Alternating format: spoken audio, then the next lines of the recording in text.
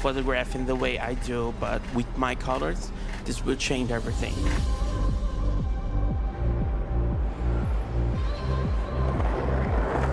I got to see each frame, each position of its wing, and they're so beautiful that I have never seen before. Being able to move quickly and working at my brain's pace and getting those shots in the moment.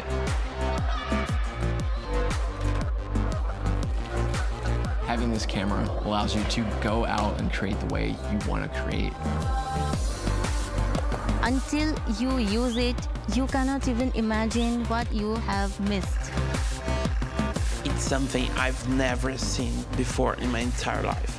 It's something totally different.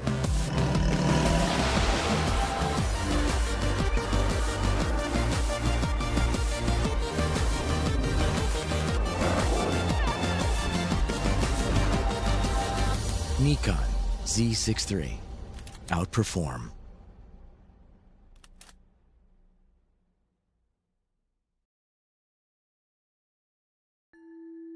Introducing ISO Color Edge. Precision is essential for any professional working with images. Whether you're an artist, a retoucher, or a visual effects specialist, you need to know that what you see at the start of a project is precisely what you'll get at the end.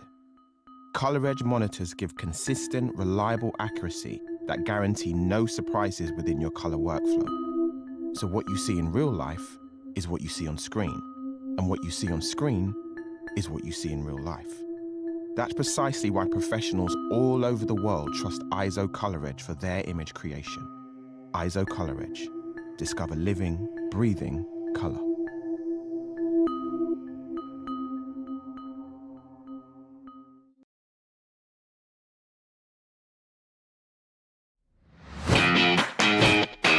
I'm Mark Rosetto from the Professional Photography Business Network. A vibrant community from all around the world who's here to supercharge your business growth. This is not an expensive one-size-fits-all course. PPBN is a network, an online educational platform with training and resources to suit everyone, From those just starting out to the seasoned pros. You can tailor your journey to suit your individual business needs and challenges, all at your own pace. And there's new content added every week. But success is only part of the experience. To us, community is super important, as we all know business can be lonely. So join us today. PPBN is your unfair advantage. Let's do this.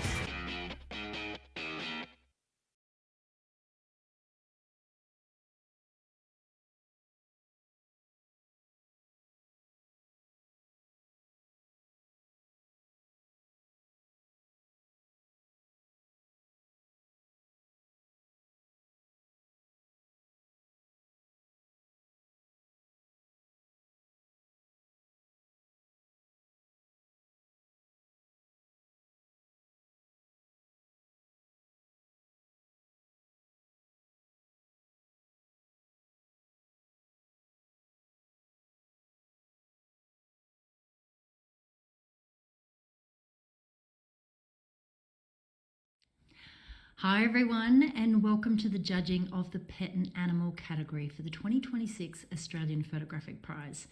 Thank you so much for joining us. We hope you enjoy seeing some wonderful pet and animal images today being judged. I'm here today on behalf of our competition director, Daniel Bingham, and our director of judging, Chris Anderson. Behind the scenes, we also have Nathan, our broadcast producer, and Mel Sinclair, our scribe. You'll get to hear her beautiful voice throughout this session. I am Kelly Brown, your panel mentor for this session. So I'm going to kick off with some sponsor acknowledgement here. I'd like to thank all of our sponsors. Without them, competitions like this wouldn't be possible. They have contributed some amazing prizes. So a huge thank you to our major sponsor, Nikon Australia, who are awarding our overall Australian winner, Nikon product valued at up to $5,000, which is pretty amazing. Thank you also to AZO for providing the Australian runner-up prize of a Color Edge CS2731 valued at $2,000. I have one of those. It's pretty amazing. And our overall international winner wins a 12-month membership to the Professional Photographers Business Network, valued at $1,000, thanks to PPBN. Thanks, Mark. Today we're here to judge the top 31 images in the pet and animal category. It is my favourite category, so I'm very excited to be a part of this amazing group of judges. Images entered into this category need to showcase the appearance, essence, personality and or behaviour of a pet or animal. Post-production rules are open. Images may include humans, provided the primary emphasis is on the pet or the animal. So you can read the rest of the rules on the APP or the Australian Photographic Prize website. So I'm not going to bore you too much with too many more pieces of information there, except for in this session, our expert judges will assess each image. They're going to score the images out of 100, and we're going to provide comments for each image. And in some cases, a challenge where we discuss the image is in more detail, and then we rescore it. So I'm going to anticipate we have quite a few challenges because it's the pet and animal category, and it's all of our favourites. When our session is complete, we will move to a closed door judging round where the panel deliberates to determine the winner from the highest scoring images. Our winner, second and third place Australian images, along with the winning international image, will be revealed at our live awards ceremony on August 13th. In a moment, we'll introduce you to our judging panel for today, but first, let's have a look at the top 31 images in the pet and animal category. Take it away, Mel.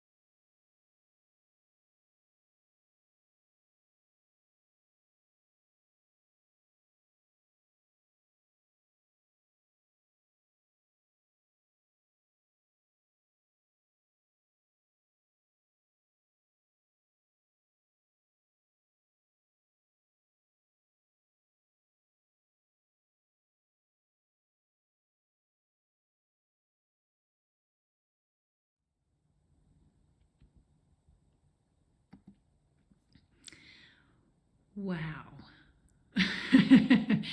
There is some amazing work in there. We're very excited. But before we get started, let's get our judges to introduce themselves. We have, in alphabetical order, Adam Horrigan. Hi everybody, my name is Adam Horrigan. I'm in northern New South Wales. I've been a photographer for about 30 years across documentary, newspaper, wedding portrait. I am a passionate judge and I am mostly good with people, though I must admit I have tested every brand new camera. The first frame on every single one has been my dog, and he is a very unwilling subject most of the time. So I'm really looking forward to it. I can't wait. This category is awesome. Amazing, Adam. Thank you. Amber. Hello, my name's Amber Griffin, and I'm a portrait photographer from Wellington and the Wairarapa in New Zealand. I'm a Grandmaster of the NZIPP, and I'm super excited about this category because I love animals, and sometimes more than people. You're not alone. Anne. Thanks, Kelly. Hello, everyone. I'm Anne Pappalardo. I am a Brisbane-based bird photographer and a judge with the Queensland Photographic Society. Like many of you in the top 30, a lot of my images begin with an animal, typically a bird, until Photoshop and I enjoy the post-processing element of animal photography. I enjoy the way that it gives me the freedom to intensify the emotional resonance of an image and also get rid of those dreaded distractions. The preview just now looked incredible. I can't wait to get started. Well done to all of you. Thanks, Anne. Craig.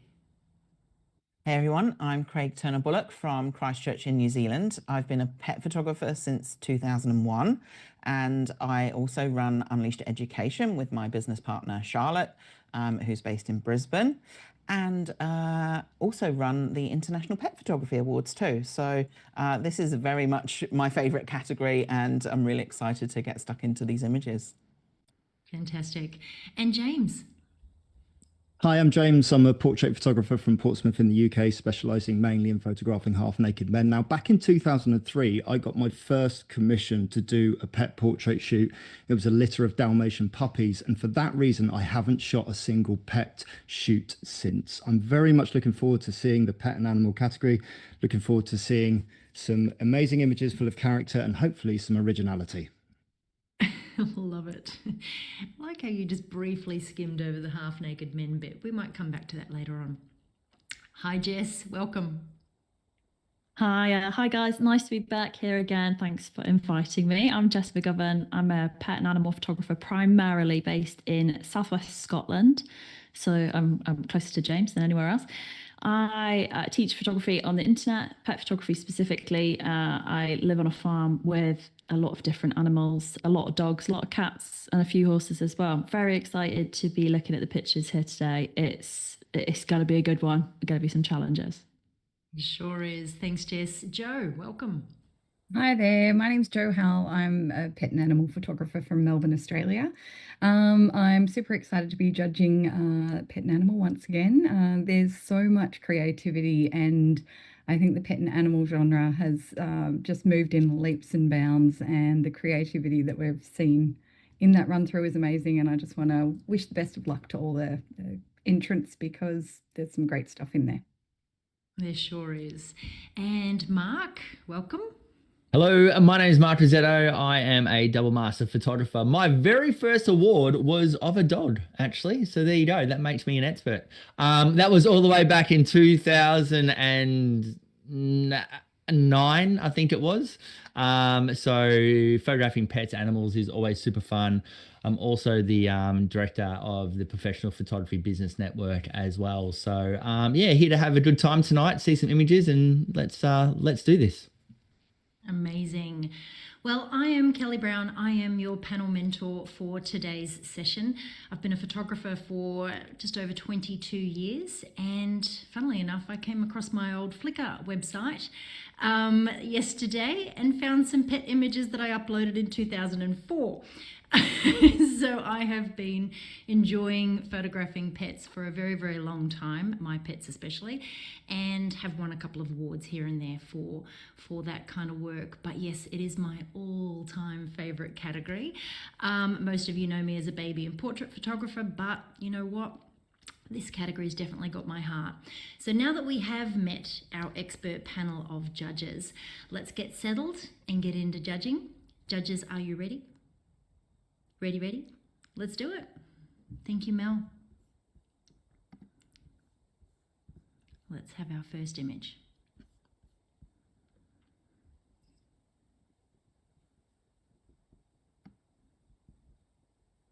Oh, hang on. I need to assign some judges first. One moment. I got too excited about the images. We need actual judges.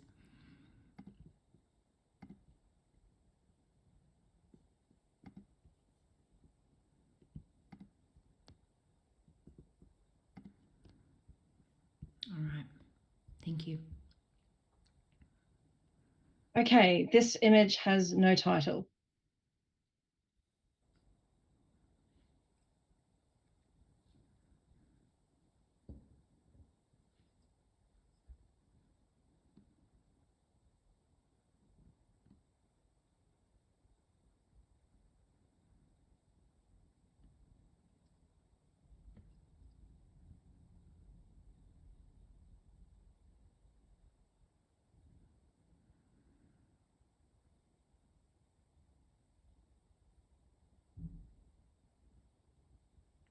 Thank you, judges. We have a score of 80. Could I please get a comment from Adam? There's a lovely leading line through the image, and that sort of the lighter tones of those leaves lead you straight to the animal, who looks quite majestic and well. I feel like even though there's detail in all of those bright tones at the top there, I feel like the texture of the dog and the face just gets lost a little bit in the brightness that's in there, and we're sort of led away from the dog a little bit. But there's a lovely line that gets us up into there in the first place. So well done for that.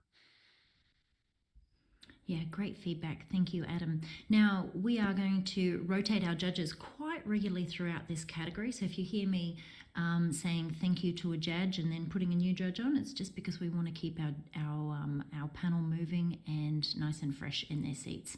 So we are going to say thank you to Joe and bring Craig on. And let's have our next image, please. This image has no title.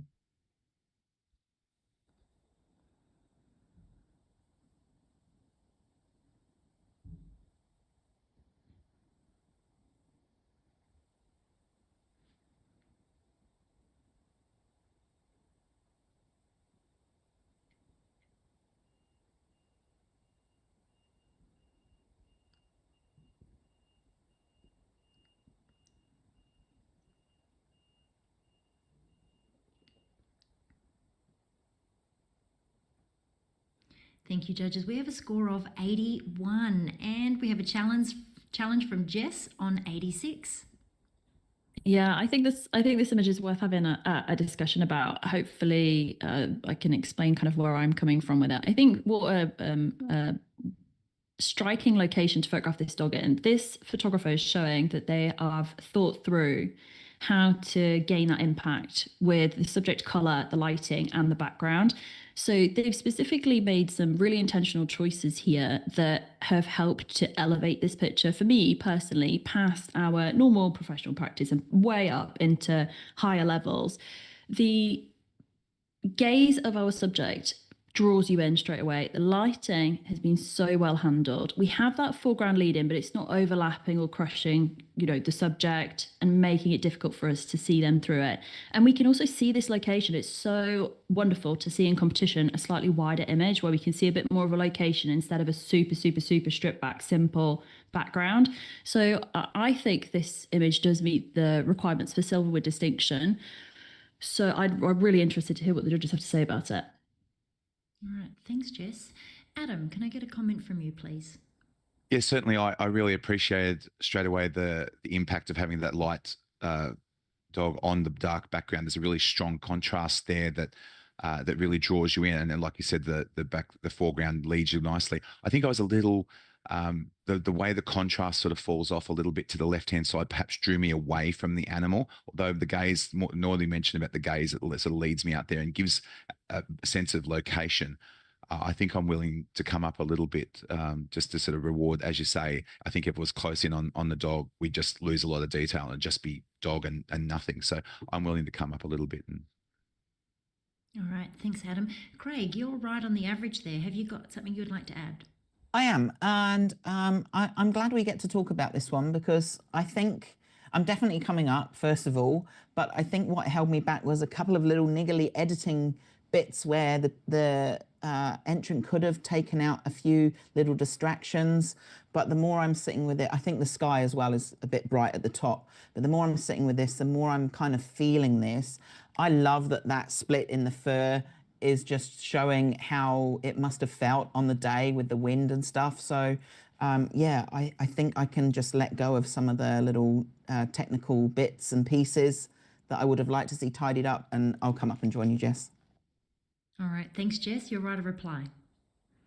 I think it's one of those images where, when we look at our scoring, it's out of 100, right? And I'm not up there on 100. I think this should be rewarded for how natural it is, but also how well executed. You have to remember this is a super difficult dynamic range scene, and that's not something that's been mentioned. So the fact that we've got all of the highlights and all of the blacks with a dog of this color and coat, just, yeah, worthwhile going up. Thanks, guys. All right, judges, you may rescore the image, just leaving your score at 86.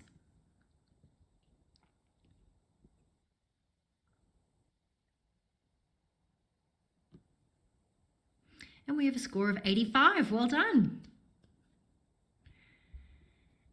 Great conversation and excellent feedback for our entrant. All right, I'm going to make a little change here. Thank you, Amber. And we're going to bring on Mark. Let's have our next image, please. This image has no title.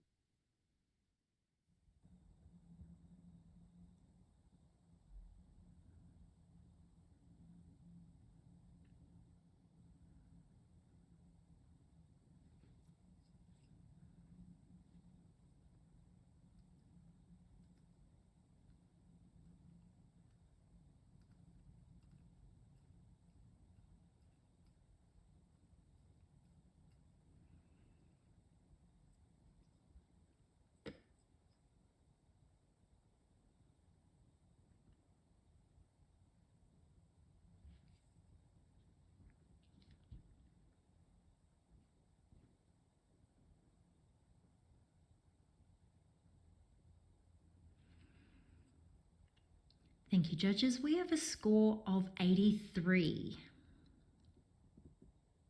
I will challenge that. Thank you.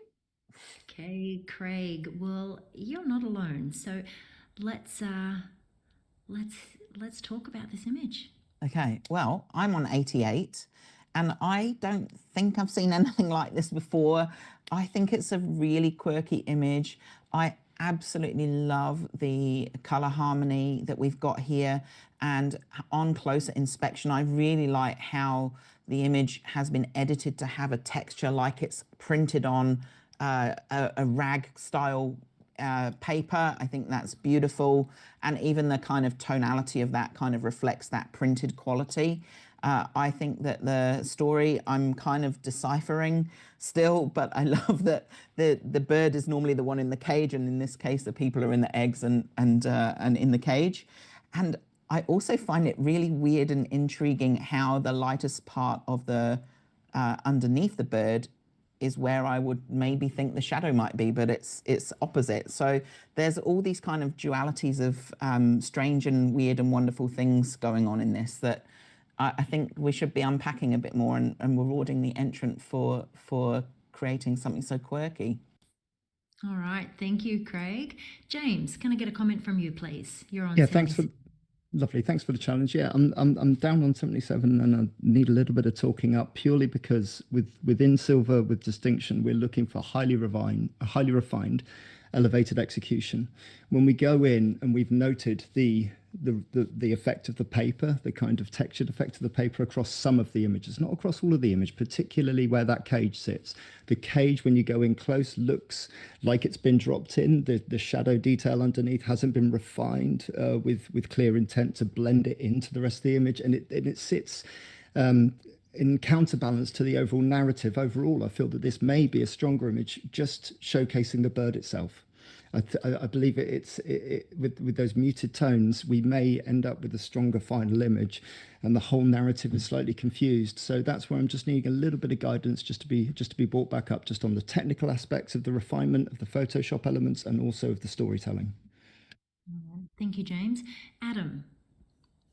Yeah, look, I was on 88, and the reason I didn't go up into gold really was a couple of those little just technical incongruencies that you sort of, as you say, that just didn't quite gel. But I kind of almost figured, and we talked about, how it's almost the bird in the cage. Well, it's almost like, I know it's not a stork, but it's a stork-like figure, and we talk about the stork bringing the babies here, and I figured this is the little insight into seeing how the stork grows those babies. They keep them in the little cage and they let them out, and they sort of let them grow until they're ready to go. Kind of like the story of, so this of pregnancy, or the birds and the bees kind of thing.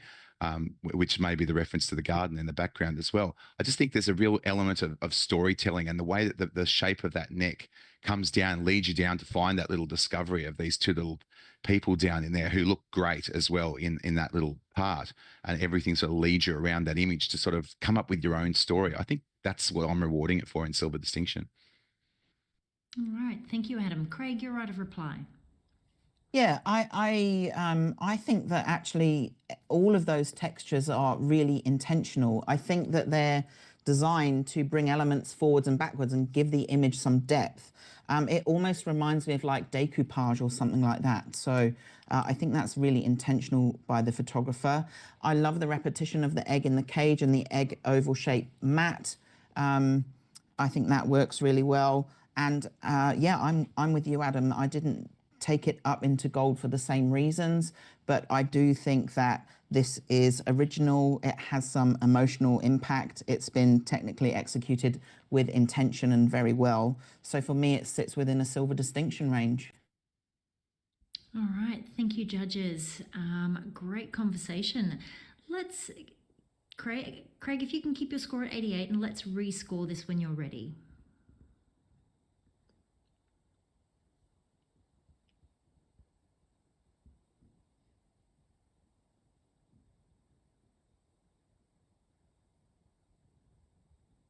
All right, we have a score of 85. Well done. Thank you, judges. All right, let's do another quick change here. Thank you, Adam, and we're going to bring Anne on. And let's have our next image, please. This image is titled The Gathering.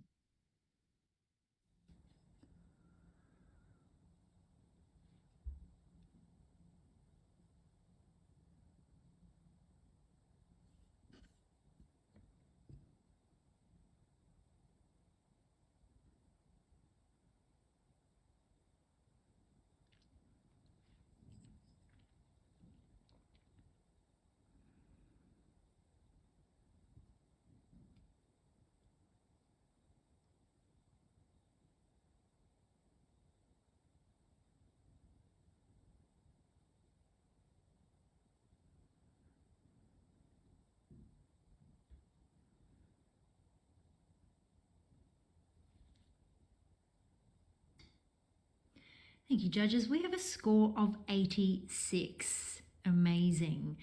I might actually grab a comment, if I can, from James. Yeah, I scored this 87 and placing it right in the middle of silver with distinction. It's a really pleasing image to look at, first of all, quite easy to lose yourself into it. Elements of foreground, midground, background, all delicately blended together with this lovely sort of haze over the whole scene, making it look and feel largely, believable. A lot of the elements have been well placed within the frame, just leading your eye nicely, even with the jarring angles of the branches in the background. I really appreciate those. Congratulations to the author. Amazing. Thank you so much. All right, we might just do another quick judge change here. Thank you, James. We're going to bring on Joe. Next image, please. This image is titled Between the Ears.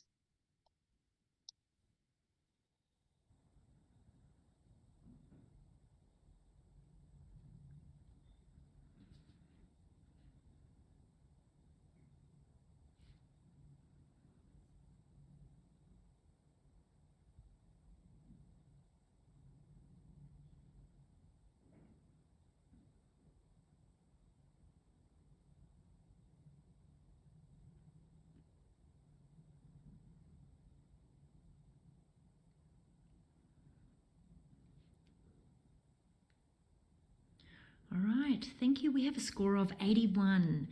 Thank you so much. And Jess, did you want to make a comment about this? Yeah, I think congratulations to the entrant on producing an image that's actually a lot more difficult, I think, than it may appear at the forefront. So, I mean, wonderfully soft lighting. It's almost a study of that forelock and how it's coming over the horse's face. The posing's been done really nicely. It could be elevated perhaps with additional light source, but just also watch the retouching on the horse's back. So just past the wither, there's a little lump there that anatomically probably shouldn't be there. So little bits like that would be helpful for achieving some higher scores, but great job. All right, thank you so much. Okay, I might give you a quick little break here, and we might bring on Amber and have our next image, please. This image is titled Sugar and Spice.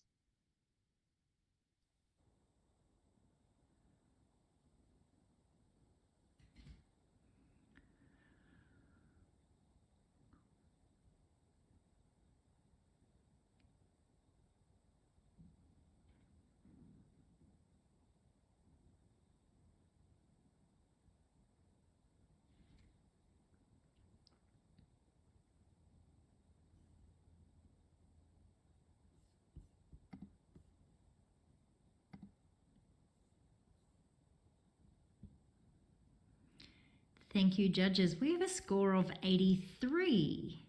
And we have a challenge from Craig on 87. Take it away. Yeah, well, I mean, it doesn't get much more sugar and spice than this, does it? The personality of this kitten is absolutely incredible. The resting bitch face eyes, the tongue out, and even that little claw out of the toe at the edge of the bowl there. Like, there is so much personality here. I think the texture in the fur and the light has been done really nicely. And yeah, I'm up in silver distinction. I think that's where it deserves to be. All right. Thank you, Craig. Amber, you're on 80. Can I get a comment from you, please? Yeah, sure. I really appreciate that about it too, Craig. I think the thing that I struggle with in this image is, to me, the catch lights in the eyes, although I know they're sort of technically correct, they make the kitten look almost cross-eyed to me. And I just find that really disconcerting with this image. But I'm absolutely listening, so please talk me up. All right. Joe, you also really liked this image on 86. Can I get a comment from you, please? Yeah, it's a really beautiful image. The whites are handled really well in the background in the bowl. There's a really beautiful softness to it. Catch lights don't bother me. That little bloop of the tongue is great, and just it's got a really it's just a really lovely feel. You really want to pat this kitten. It's very 3D and lifelike, and the detail in the irises are just gorgeous and lovely colours, and that's why I've put it as a silver distinction. All right. Thanks, Joe. Craig, your right of reply. Yeah, I'm with you, Joe. I don't think those catch lights are an issue for me. I actually think that they add to the evil appearance of the eyes, which then is backed up by this title.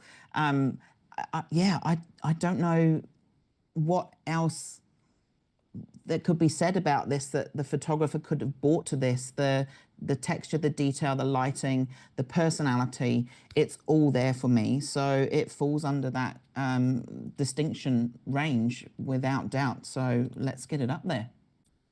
All right. Thank you, judges. Craig, if you can leave your score on 87, and when you're ready, please re-enter your scores.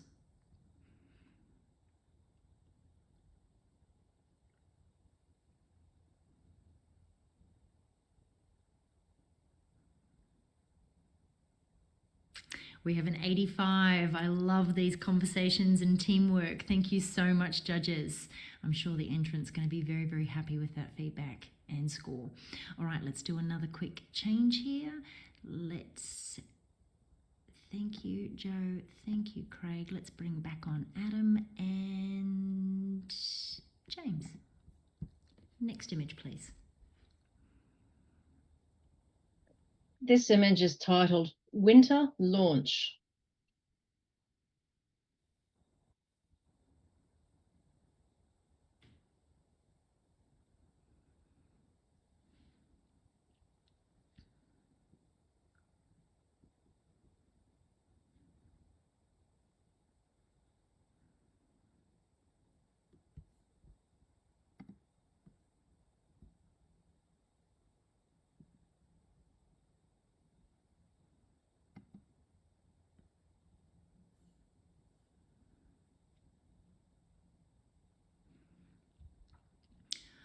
Thank you, judges. We have a score of 85, and you are all so close there. Adam, you're right on 85. Can I get a comment from you, please? Yeah, we always talk about the decisive moment, and this is the decisive moment, and it's pin sharp right where you want to be, right through the mouth, and right in those eyes really pierce, and I'm probably was stopping me from going a little bit higher, just wondering perhaps whether they distracted me a little bit, but there's such an intensity about that, and the lovely puff of light. I guess to even take it up higher, I guess then it's the next little thing, that little secret sauce that makes us then go, oh, I want to take this up into gold. But it's a great moment, really well captured. Yeah, thank you so much. All right, let's have another quick judge change. Thanks, Mark. And let's bring on Craig and have our next image, please.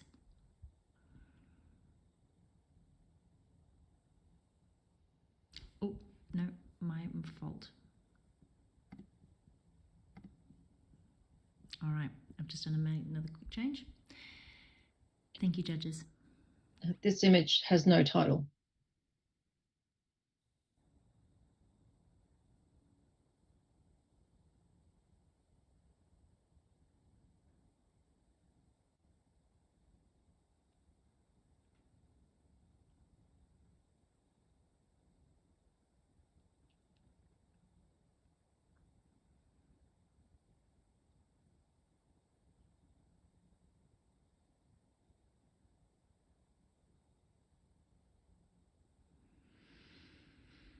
Thank you, judges. We have a score of 87 and we have a challenge.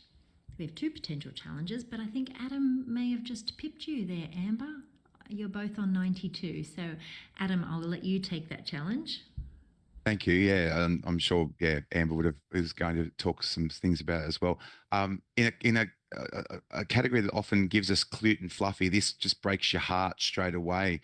There's so much emotion in that dog's just the expression for starters before you even get into the story that comes into it, and then you look down its body and the how emaciated, even its tail between its legs. And I think that even might be part of the story, looking back at where it's come from and the opulence that's behind it.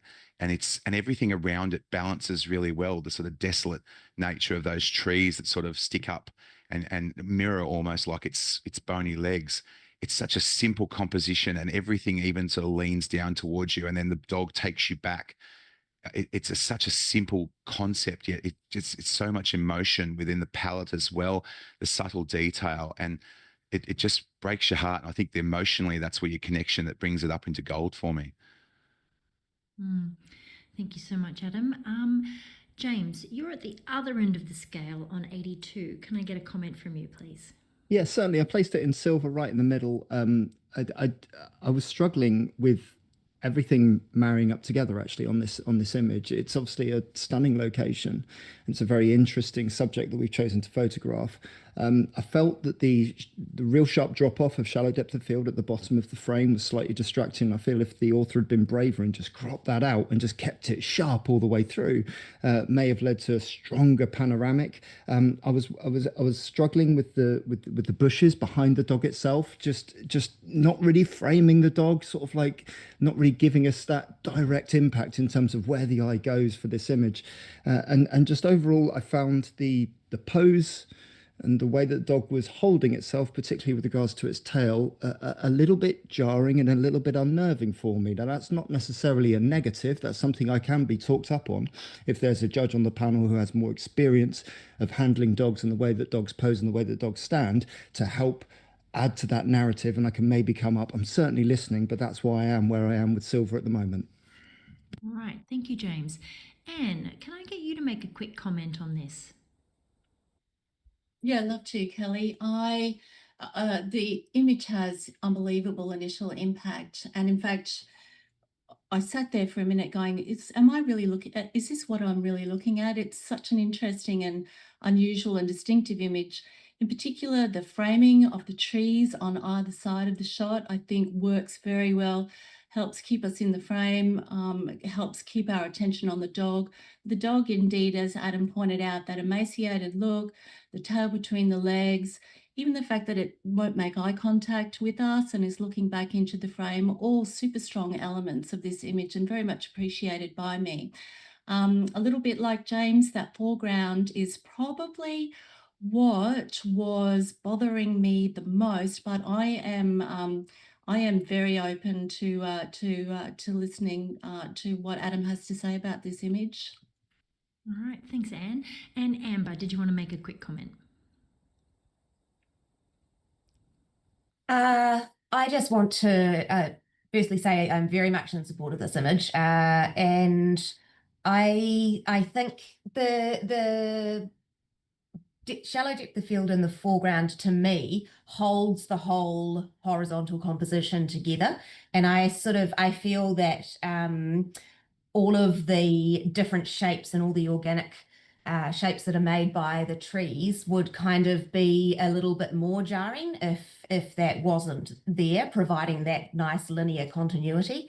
So I think it's a really successful part of the image. And the other thing that I wanted to say is that I think that the compositional elements of all of the foliage that have been included within this crop are really, really intentional. And I love the way that they hold the whole composition together with all those bits of green and link the trunks of the trees on either end. I just think that compositionally it's very, very, very well put together. And the pose of the dog, I think, even though it does make us feel a little bit uncomfortable because we clearly can see that the dog is uncomfortable, I think that's the point. So maybe I've been a little bit shy on 92, and I'm really looking forward to seeing what Adam has to say. All right, Adam, your right of reply, please. Yeah, absolutely. I think the word jarring is exactly that. We don't have to assume that we're posing this. I feel like we're looking on here, and I feel like the out of focusness in the foreground even gives us the observation that we are looking at this from a distance, and we don't really want to engage with it because it is so uncomfortable. But just the way even those trees, which I feel like again we look as the palette sort of gets richer as it gets to the background, the trees emphasize that we're getting back to that kind of opulence, and here's the desolation in front. But even the ones that are right behind the dog really frame that dog really well, and then the other trees balance it. I think it's just heartbreaking the way that dog looks at back at perhaps its old life or where it's been ignored from, and said. And to me, it's all about the tail between its legs, because that's what the saying pretty much is. And I think this is a wonderful representation of that idiom and just this dog's life that we're just sitting back and observing. I really think it should be gold. All right, thank you, judges. Thank you, Adam. We're currently sitting on a score of 87. Adam, you can keep your score at 92, and when you're ready, please re-enter your scores.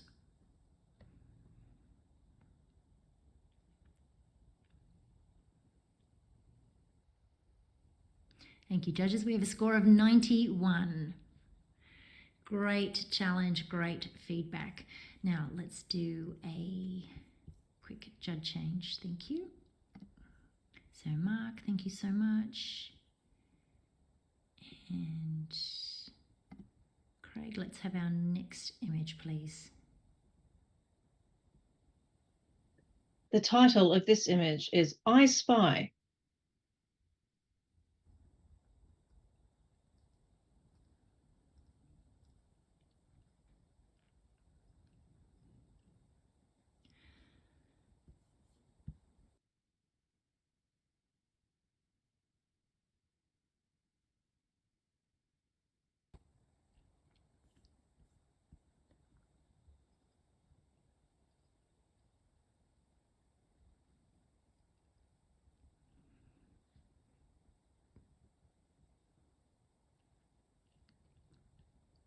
Thank you, judges. We have a score of 84. And you're all relatively close there. We'll have a challenge actually from Craig on 87. Thank you. Thanks, Kelly. And it looks like I'm not alone in the distinction range. I just absolutely love the tranquil feel of this. And the colour harmony is really stunning. And then I was like, what is this dog looking at? And then you can see this tiny little bug on the water surface. And then that raised me 2 more points from what I was originally going to put in. So I'm at 87, and I'd love you guys to join me there.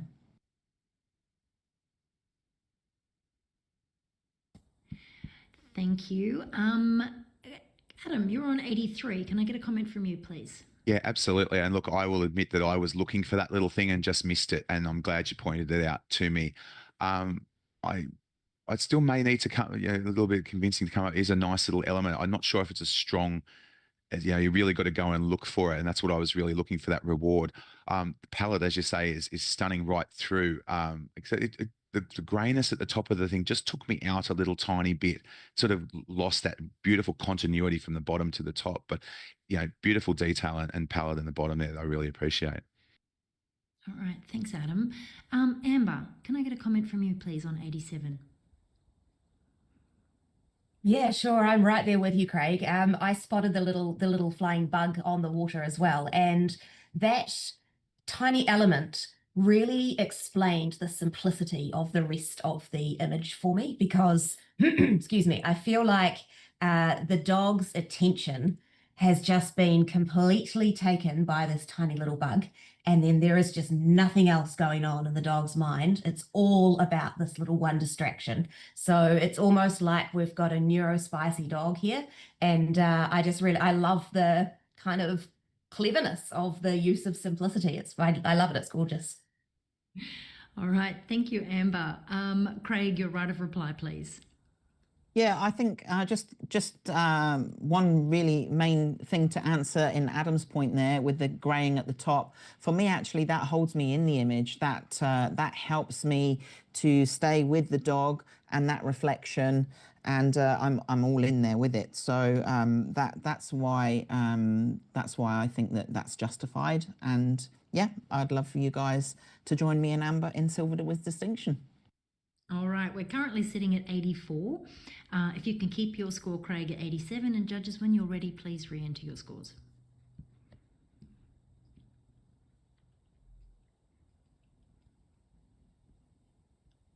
Thank you, judges. We have a silver with distinction, 85. Great conversation, and every point counts. All right, we're going to do another quick change here. Thank you, James. And let's bring Jess back on. Let's have our next image, please. This image is titled Smile.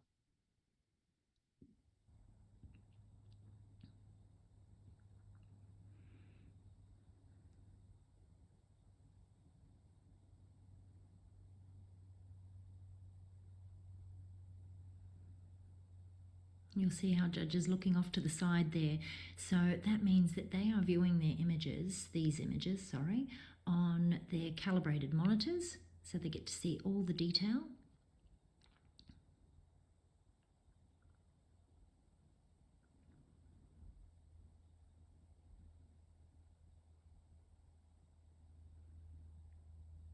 All right, thank you, judges.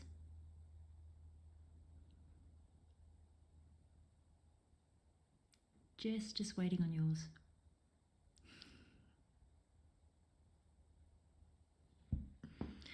All right, we have a score of 82. Thank you so much. We happy with that? All right, let's have a challenge from Jess. She is shaking her head. She would like to talk about this. Let's go. I know I took a long time. That was the longest I think I've ever taken to score an image. I'm so sorry, Kelly.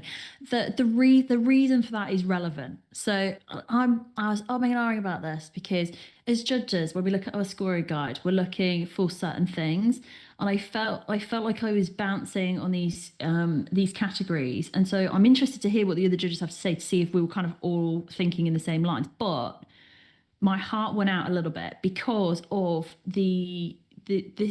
this color harmony in here that is so well executed from start to finish. We've got the grays, the blacks, and we've also got the tans, which includes the orange of the subject's eyes as well. Lighting wise, textbook. Shadow control, textbook. It's like tick, tick, tick, tick, tick on all of these different things. And I think that the prop actually elevated me up into that next level. So I'm sitting at 85, and I really think that this image on its execution points alone is worthy of at least a few more points. So please, guys, tell me what you're seeing, and I can talk back to you. All right, thank you, Jess. Adam, can I get a comment from you, please? Yeah, look, I guess the strength of the image is in that initial impact, those big eyes, and as you say, they're beautifully lit, and there's shadow detail and texture right through the image. I guess it was the fight a little bit between the bottom. You look where the focus lies in the image, and while the eyes are sharp, it's sharp all the way forward, but probably not all the way back. I'll lose a little bit of it. I don't mind that, but it's just that fight between that. And I guess for me, it shows good, clear strength in technique and impact, but I wonder about this sort of showing originality, and apart from the emotional resonance, it's a great image. But I think to get up into silver distinction, I'm looking for it to elevate me emotionally a little bit more, or originality. All right, thanks, Adam. Craig, did you want to add something? You're on 78. Yeah, I'm on 78. I ummed and ahed and went backwards and forwards on this one as well.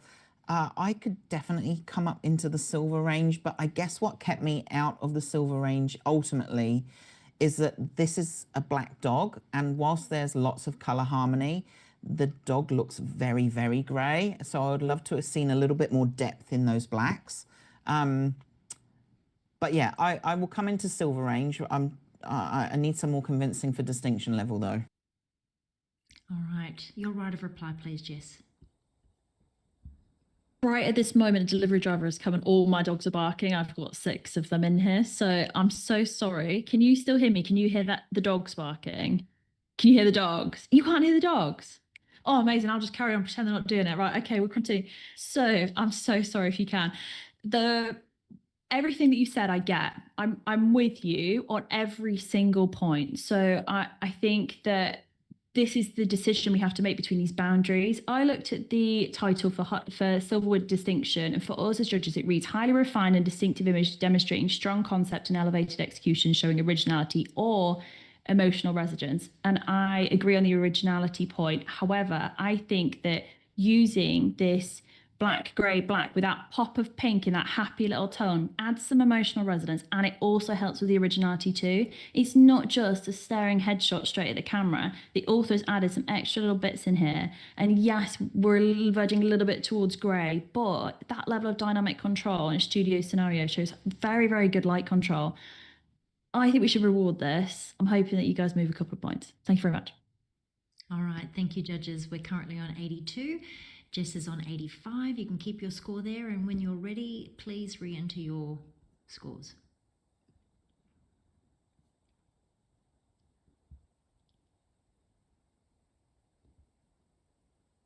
Thank you, judges. We have a score of 83, 1 point, but a conversation definitely worth having, so thank you.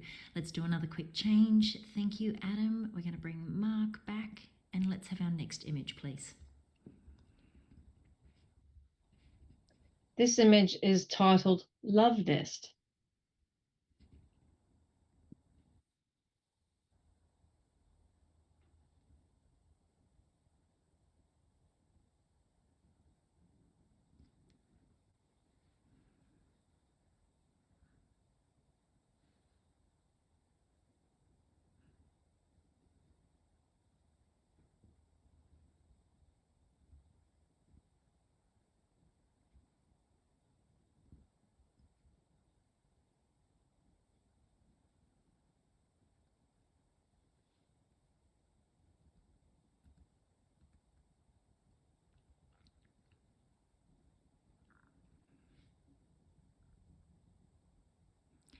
Thank you, judges. We have a score of 83, a silver award. Well done. Amber, you're right on the average. Can I get a comment from you, please? Yeah, sure. You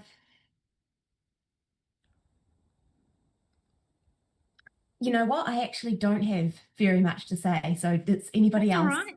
That's absolutely fine. Mark, you've put your hand up there to make a comment. Can I get a comment from you, please? You just might need to unmute yourself first.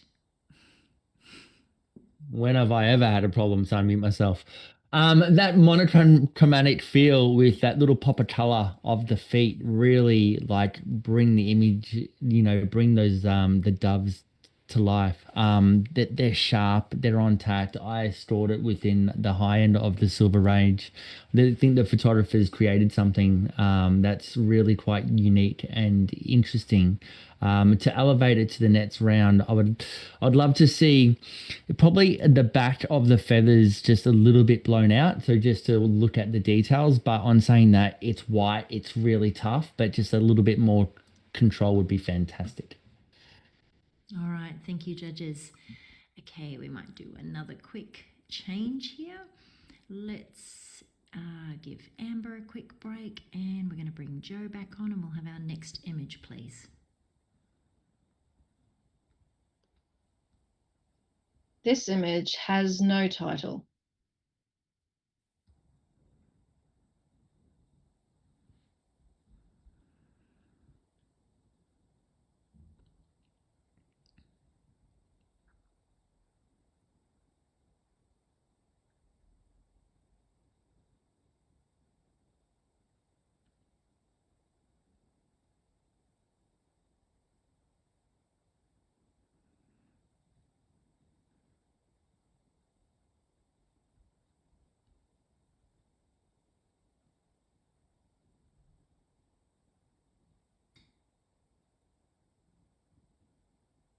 Thank you, judges. We have a score of 87, a silver with distinction, and a challenge from Craig on 92.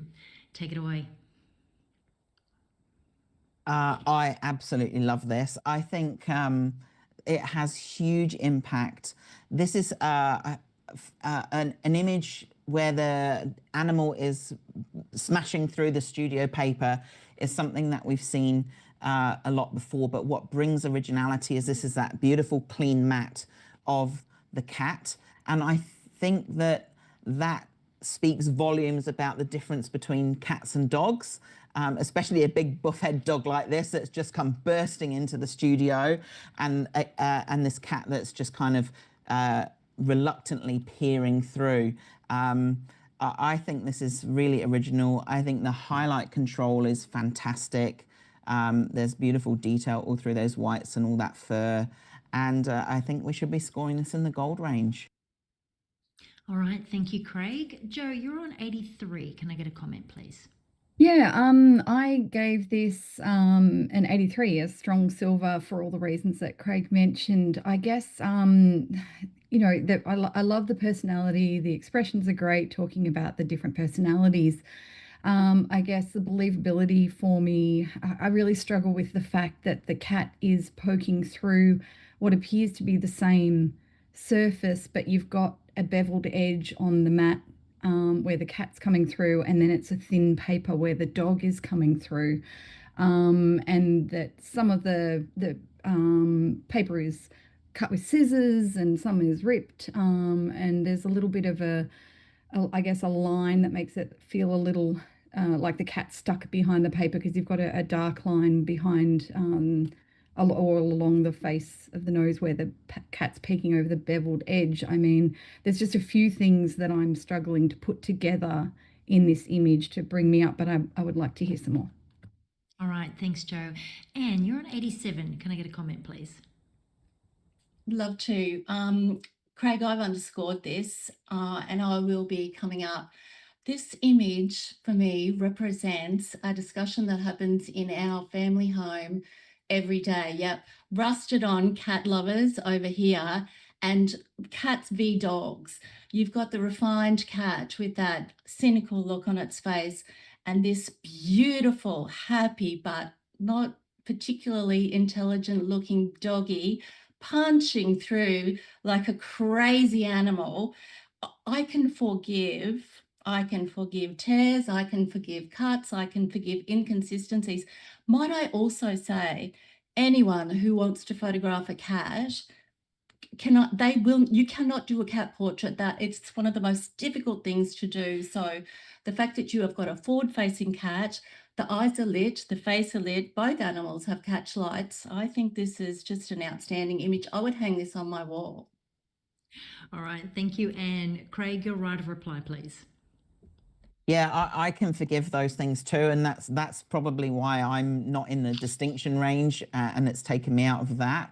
But I do definitely think that we can allow a little bit of creative license where such a interesting and unique concept is being put together in this. I'll tell you one of the things that really clinched it for me as well is that cat is staring dead on at us and giving us like this evil stare. And then I feel like the dog is not giving us eye contact. It's just looking away slightly as if to say, I'm looking at the owner and I want to please them. So that just says everything you need to know about the difference between cats and dogs. So yeah, thanks for your support, Anne. I'd love, well, we only need one other person to come up into Gold Range to get it there. So I'd love that to happen. All right, judges, thank you. We are currently on 87. Craig is asking you to join him in the gold scoring range. He's on 92. You can leave your score there, Craig. And when you're ready, judges, please re-enter your scores.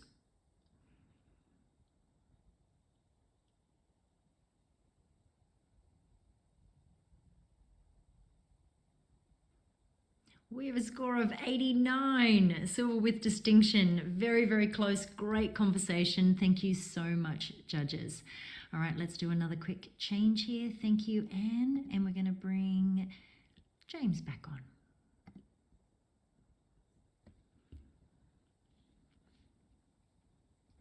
Next print, please. Image, please. Sorry. Forgot where I was. This image is titled Cockatoo Cacophony on a Hot Tin Roof.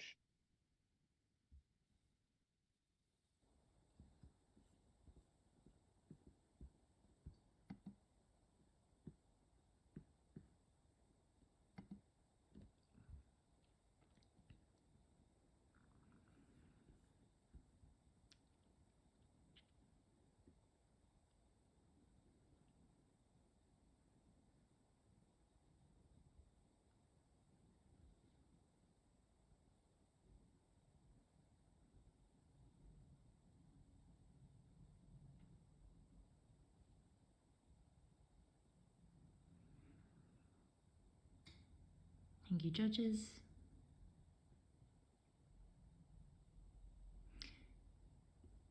Image scores 82, silver award.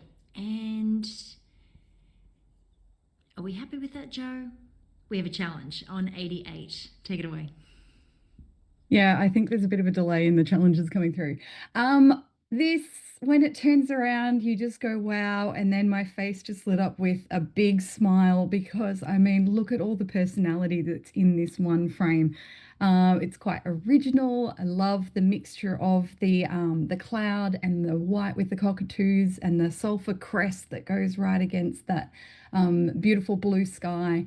And I just, I want to hear why you guys aren't up that little bit higher just for the fun in this image and the amount of different poses that they've got out of this little character. It's just a joy to look at, and I want to look at it more and talk about it more. All right, thank you, Joe. Can I get a comment from you, Mark, please, on 77? Yeah, Joe, I was with you. I saw it, the initial impact. I'm like, oh, this is clever. And then I went to all the different faces, and at about 3 o'clock, zoom in at 3 o'clock, you can see where the background was placed in. You can see the line that's cutting through the cocky on the, like, exactly 3 o'clock. And I was like, ah. I'm like, damn it. So I scored it a 77, highly commended. It was very clever, but in terms of a technicality like that, it's like now I can't unsee it. That was it really. All right, thanks, Mark. Can I get a comment from you, please, James?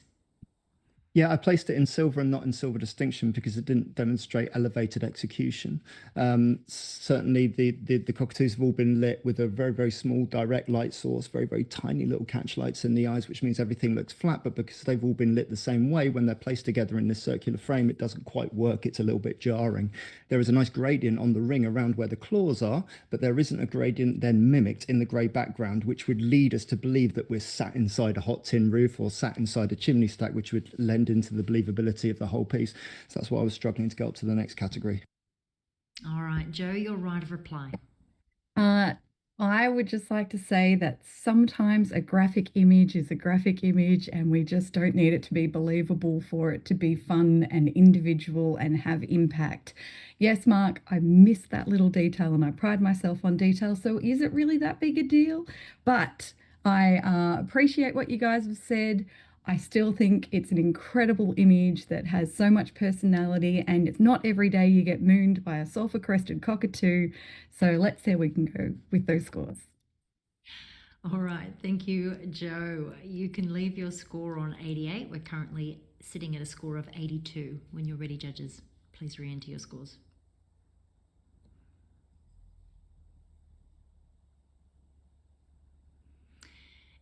And we have a score of 79.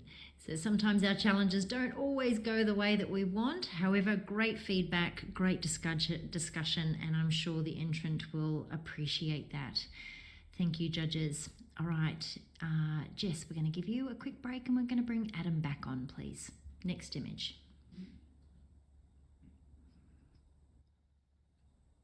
This image is titled Just a Foul Day.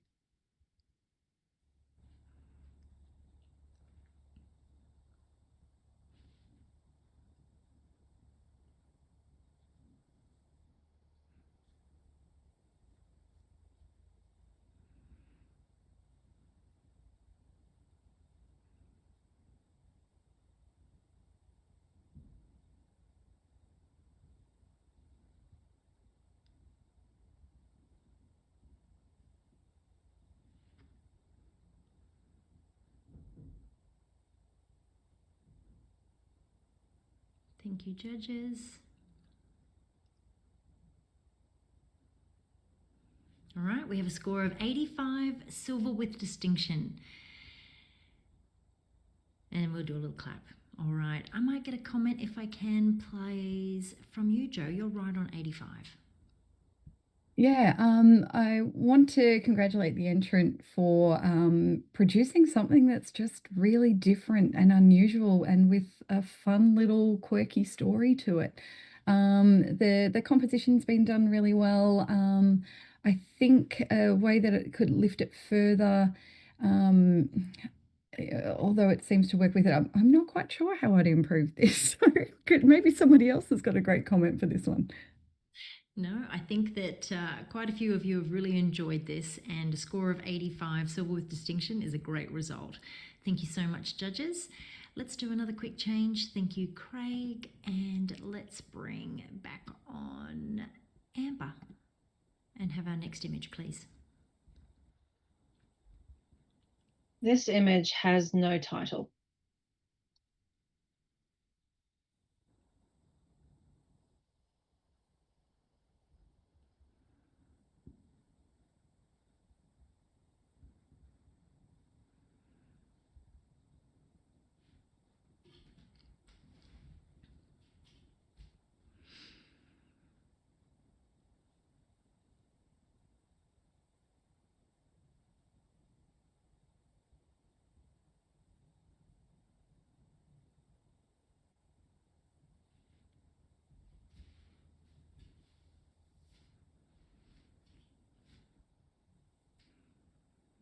Thank you, judges. We have a score of 84, a silver award.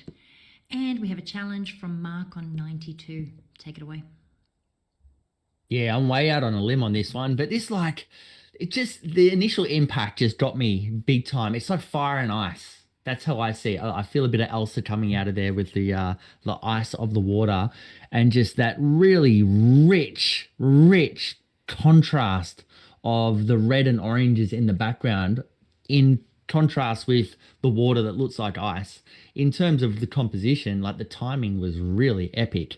I love that you can see the water just dripping off the dog and the expression looking to the side. No idea what the dog's doing at all. Don't need to know either. I just really enjoy the image for what it's brought out, and the sharpness of that water is just like, the flow is just, it's just ticking all the right boxes for me. It's really but it's the environment it's in is what the key for this image. That's why I've got it into gold. All right, thank you, Mark. Adam, you're on 83. Can I get a comment, please? Yeah, I certainly appreciated the action and that strong contrast. And the thing, I think initially what brought me a little bit further down was the contrast, and maybe the fire and the ice is a good description of the blueness in those shadows really pulled me away from that really intense warmth. And even just around that, the water is so sharp and yet the pores next to it, and maybe that's a little bit emotional or something like that. They sort of block me a little bit to get in to really see what's going on. Yeah, there's a nice expression and a good moment, but there's just a couple of things that held me back there. All right, thank you, Adam. Joe, did you want to add something? Yeah, I really agree with what you've said, Mark, about the fire and ice and the colors. I'm just struggling because I feel like the water's so sharp, but that sharpness, I feel like it's missed the dog. The dog seems to be lacking the same focus as the water. So I'd love to hear about that. All right, back to you, Mark, for your right of reply, please. Yeah, that's awesome. Adam, yeah, I guess at the start I was like, whoa, that's really weird, but that's what I enjoyed it. That opposites attract. Like it's so opposite on the spectrum, which is why I enjoyed it. Normally it's one color, it's one tone, it's one feel, where this is that kind of jarring effect. Joe, in terms of the sharpness is definitely more on the water. Like it's definitely more on the water, but it almost looks like the dog's posed on the water with the icicles. It looks like it's frozen ice.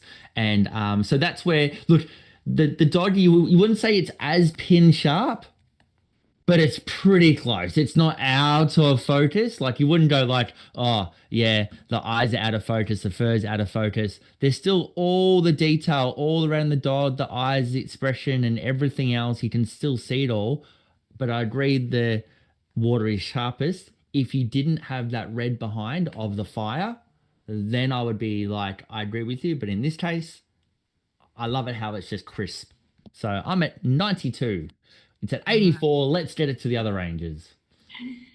Thank you, Mark. Judges, please rescore when you're ready.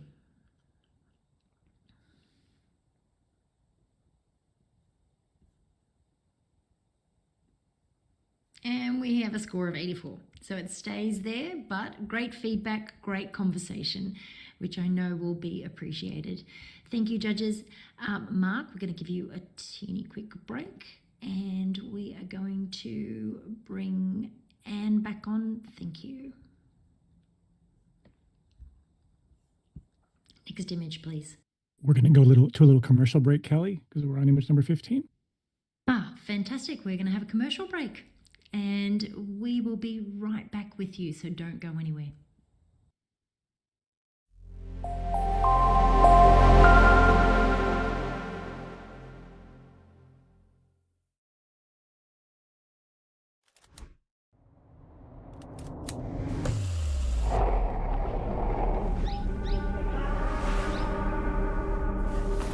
Wow, photographing the way I do, but with my colors, this will change everything.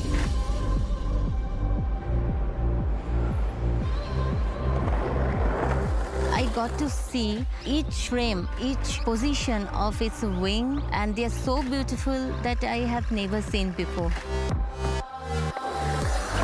Being able to move quickly and working at my brain's pace and getting those shots in the moment.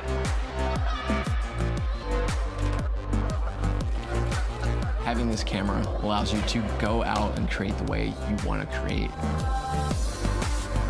Until you use it, you cannot even imagine what you have missed. It's something I've never seen before in my entire life. It's something totally different.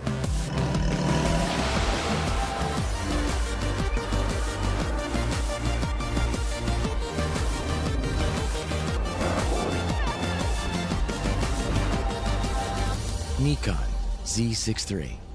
Outperform.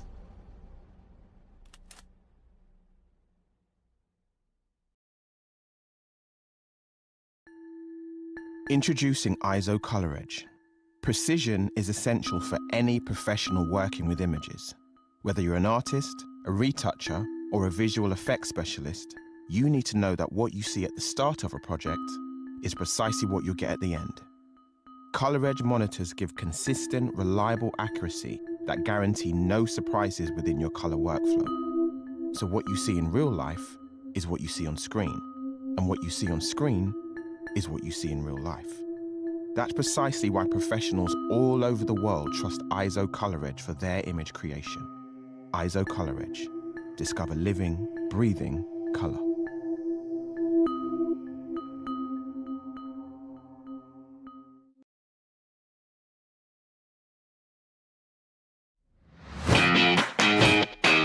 I'm Mark Rizzetto from the Professional Photography Business Network. A vibrant community from all around the world who's here to supercharge your business growth. This is not an expensive one-size-fits-all course.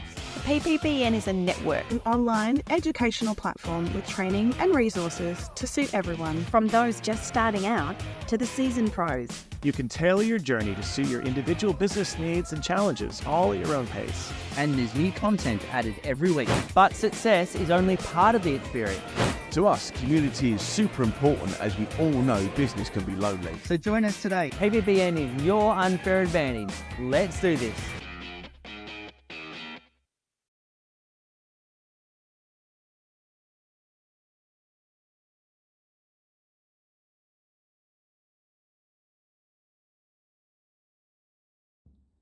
All right, thank you. Welcome back, everyone.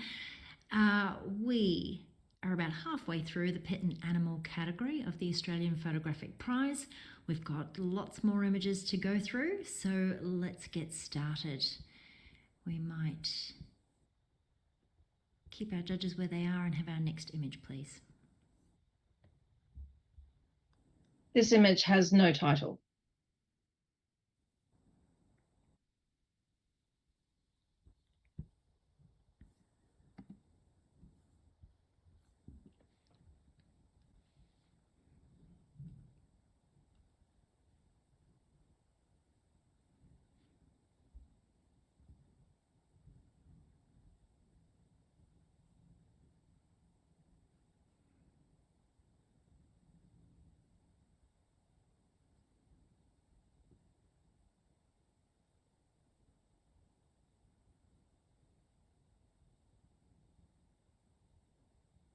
Thank you, judges. We have a silver award in 80.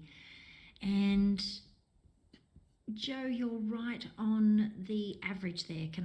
James, can I get a comment from you? You've put your hand up. So sorry. That's fine. I was just going to say, I've placed it right in the middle of silver, right at 82. Strong creative image, and it shows clear strength in concept, technique, and impact. And I think that's exactly what it did. It showcases an author who understands how to use a scene, how to use camera position, how to use the correct focal length, how to set it up to get the right exposure, how to pose the dog to look in the right way, how to compose an image so that it looks and places well within the frame. In order to push it into the next category, we're looking for more emotional resonance and more originality. If you can tap into those things, then we can start elevating these portraits to the next level. But I congratulate the author on this silver award. All right, thank you so much, James. Might give you a quick break and we're going to bring Jess back on. Let's have our next image, please. This image is titled Osprey Arise.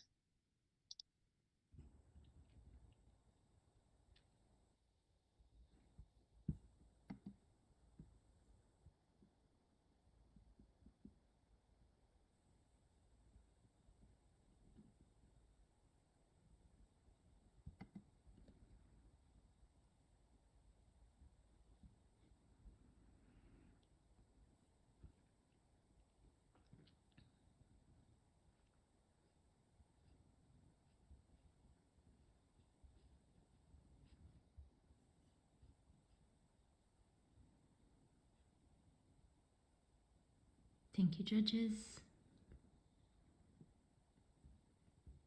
We have a score of 82, a silver award. Thank you so much. Let's get a comment, if I can, please, from Jess. Yeah, sure. I think this is a very impactful image, largely because of how simple the palette is and how the only brightness that we have really coming through is the water droplets and the bird's feathers as well. So great job on keeping this simple, yet still having a lot of action going on. I think that's been done really well. just take care to not over process certain areas on this subject. The eyes are a little bit what would say is probably overworked, both in saturation, and then it looks like a little bit of sharpness has been tried to regather that perhaps wasn't there on the original file. So it's just looking a little heavily processed around that face, and I think had it have maintained a little bit more of a natural feel in that area, we could have been coming up a little bit higher with the scores. Absolutely great capture. Really striking. All right, thanks so much, Jess. Great feedback. All right, let's do another quick change here. We're going to say thank you, Joe, and we're going to bring Mark back on. Let's have our next image, please. The title of this image is The Art of Being.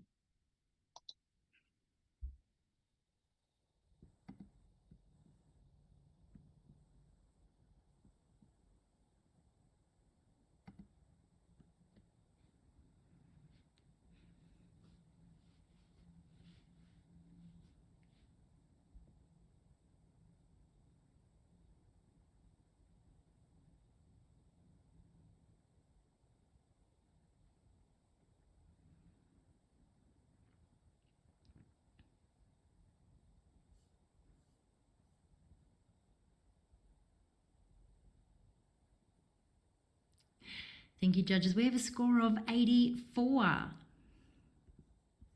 And how do we feel about that? Jess is going to challenge on 89.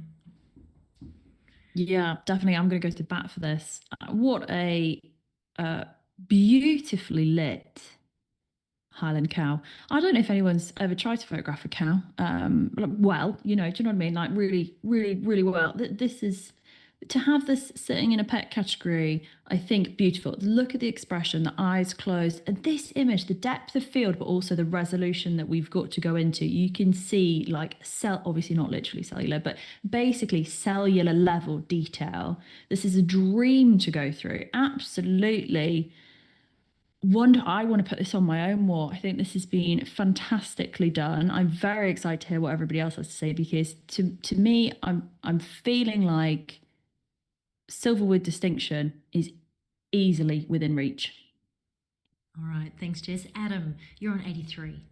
Yeah, I appreciate all that detail as well. It's what drew me into the image, because there is nothing else there. I appreciate the contrast, and perhaps if they're shot in the wild, there's all sorts of things, but we can't assume when or where or how this was shot, I guess. So I appreciated that the sort of delineation that having the completely black background gives us, but then it kind of didn't give me anything more above that. And perhaps that's what I was looking for to get into silver distinction, is to kind of feel a bit more of that, something that elevates me above the standard cow that's handled really well. All right, thank you, Adam.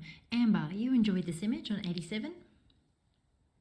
Yeah, I really did. I'm right there with you, Jess. I think that it's safe to say that this is probably a pet, considering how clean this animal is.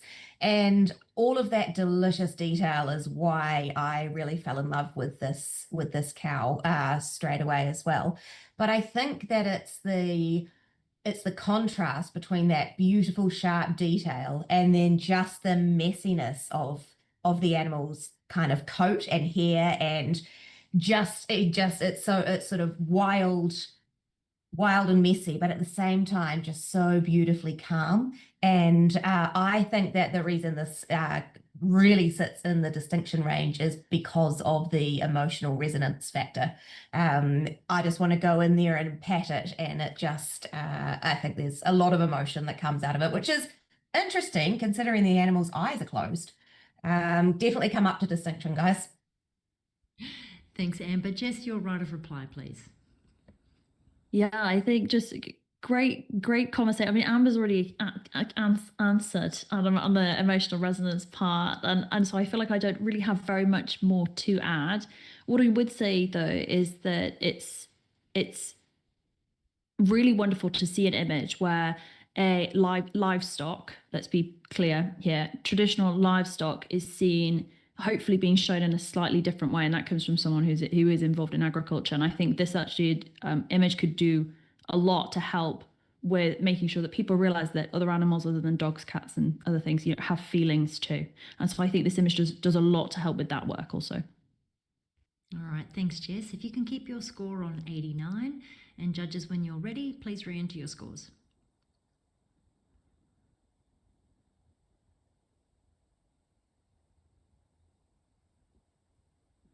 And we've gone up a couple of points to a silver with distinction, 86. Well done. Great feedback. Thank you, judges. All right, we might do another quick change here. James, we're going to bring you back on, and Adam, we might give you a quick break. And let's have our next image, please. The title of this image is Catitude.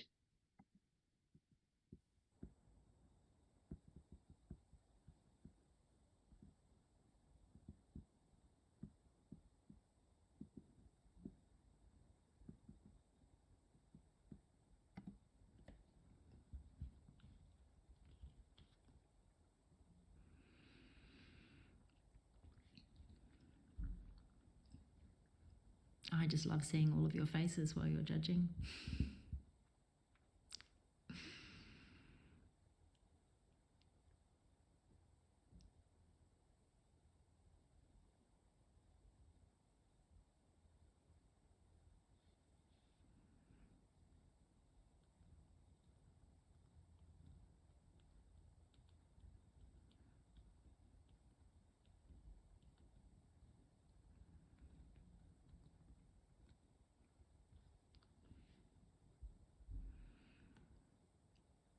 Just waiting on one more score.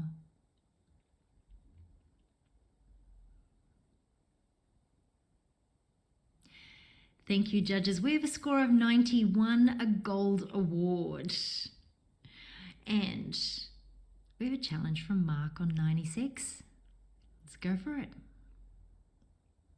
Yes, this was a very obvious gold, but chucking it into a gold distinction, it just does become the highest level of photographic excellence. It's practically flawless, and the emotional power that we have here, creativity, is insane.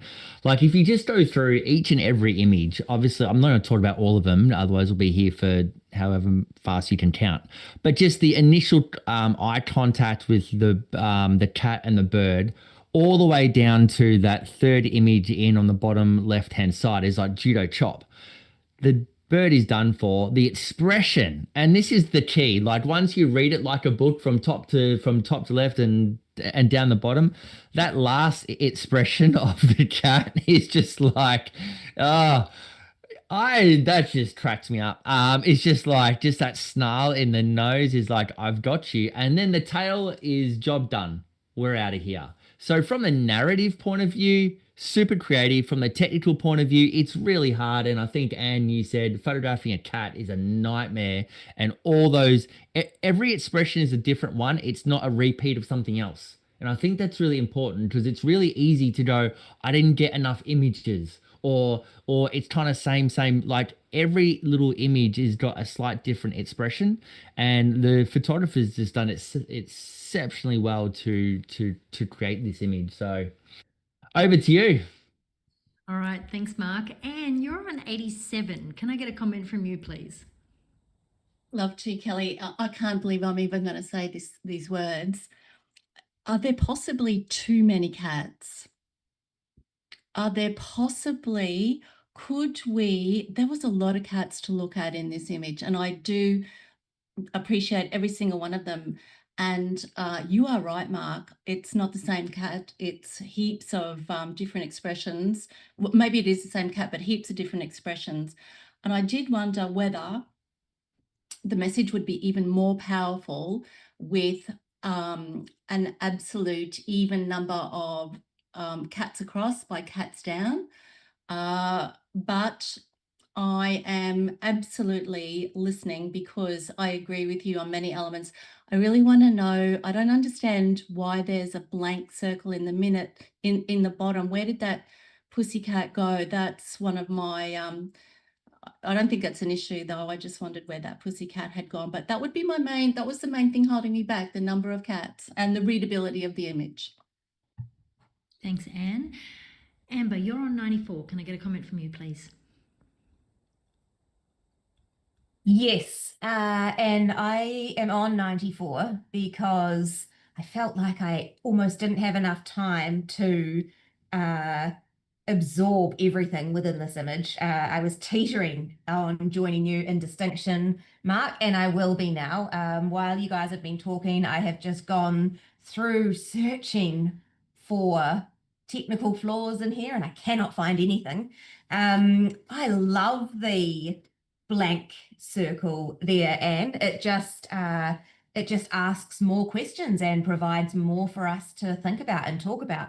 I also really love the inclusion of the bird as an illustration. I just think that it's such a clever and original idea. There's so much in this. It's so original, it's so clever, and I really hope that I get to see this image in print one day. All right. Jess, you're on 88. Can I get a comment from you, please? Yeah, so I'm sort of with Anne and echo Anne's comments. From a technical standpoint, I'm just also wondering whether is there the cats change color, not literally, I'm not saying the technicolor cats or anything, but the second down on the left has got more warmth and magenta in than the other cats in here, and then bottom row second in from the left is also a much warmer color cat. Like the coat color of the subject is changing as we're going through, and it doesn't look like it's a light imbalance. So I'm struggling with this from Anne's comments, but then also from that outstanding excellence in craft. There's just an element of white balance and color balance on the subject, especially for an image like this, needs to be absolutely nailed. That variation is concerning me. I'm still at 88. Like, I'm not saying I'm at 64. I'm with you on fighting for it. I'm just going to need some assistance on those technical bits. All right, thanks, Jess. James, did you have anything that you would like to add before we go to our right of reply? Very, very quickly, all I was going to say was it's very rare in competition that you see an illustrative element that has been handled so well. It's been done subtly, it's been done with minimalist quality, and it leads perfectly into the story. And I just wanted to commend the author for that. All right, thank you. Mark, your right of reply. Yeah, that's awesome. I think Jess, just to kind of to see if you can answer that, is that it seems like there is the backlighting on the cat and only a small light at the front, and because that middle that second in down the bottom image, the cat is low. There's just more light on the cat. That's my theory, and I'm going to stick with it. Either way, it's a catastrophe. Get it? And it should be scored a gold with distinction. Let's bring it on up there. I just had to get that out of my system. Love the catastrophe. We're currently sitting on 91. Mark, if you can leave your score at 96, and judges, when you're ready, please re-enter your scores.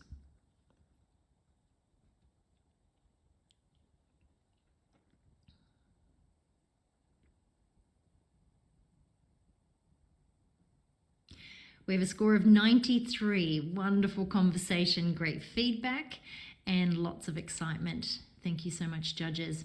All right, we're going to do another quick change here. And I am going to bring Joe back on, and we might give Amber a quick break. And we'll have our next image, please. This image has no title.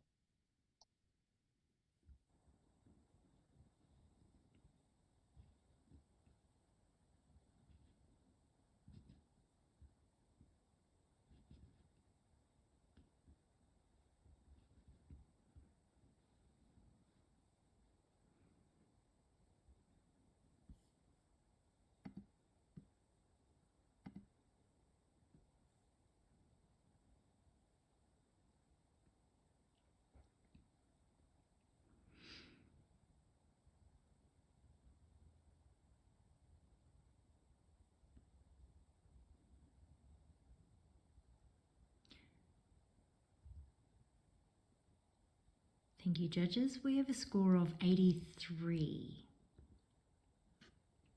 We happy with that? We have a challenge from Mark on 87. Go for it. Yeah, what a random place to photograph a dog, hey? Like it's literally on a cliff wall on the black. Like that is not like a beautiful, nice rock in the, in on a hilltop. This is like the photographer's seen this and just originality of a random place. It's the dark stone is so jarring against that beautiful golden fur. It's uncomfortably crazy. This printed would be just a whole nother world, but let's just talk about the digital. The depth of field, having that blurred front, blurred back, everything sharp in the middle. The photographer's got so much control in where they want you to look, and the pose of the dog and the pause of it. Is that the word? Pause? The pause? How it's paused? Because it's anyway. The pose is just so strong and striking, and everything's on the right angles. Beautiful color, beautiful scene, beautifully captured. I've got this as 87. All right, thanks, Mark. And you're on 77. Can I get a comment from you, please? Yeah, Mark, I'm listening very carefully. The pose of the dog is excellent, and that catch light in the eye and the intensity of the dog's expression is really first rate. Just a few things which were holding me back. I looked at this through a slightly different lens. I didn't appreciate that fall off in focus in the foreground. I found that did draw my eye a little, and those lighter elements in the rocks there too, in a category where we can tone those things down well and truly. I did wonder whether that was the best choice for this image. The lighter elements in the background too, just behind the dog, there's just what appears to be a natural lighter element in the rocks.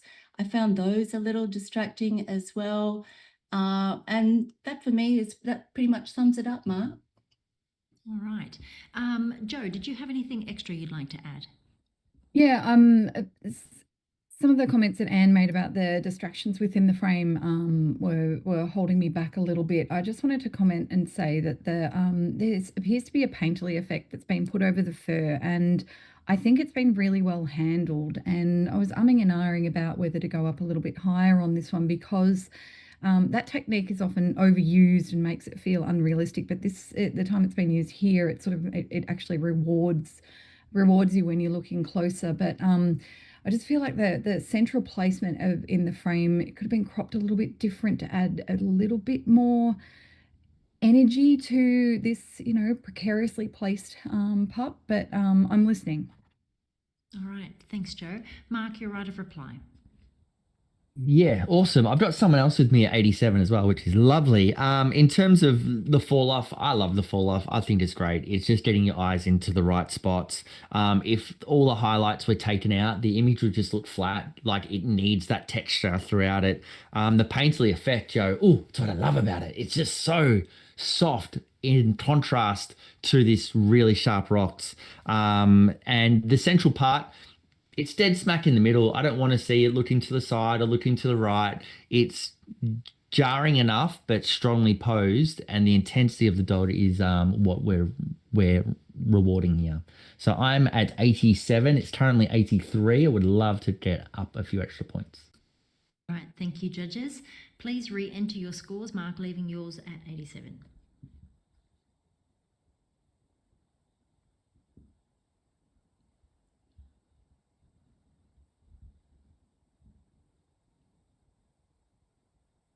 And we've gone up a point to 84. Great discussion and excellent feedback for the photographer. Now we're going to do another quick change here. And I'm going to give Mark a little quick break, and we're going to bring Adam back on. Thank you, judges. Let's have our next image, please. This image is titled Dancing by Myself.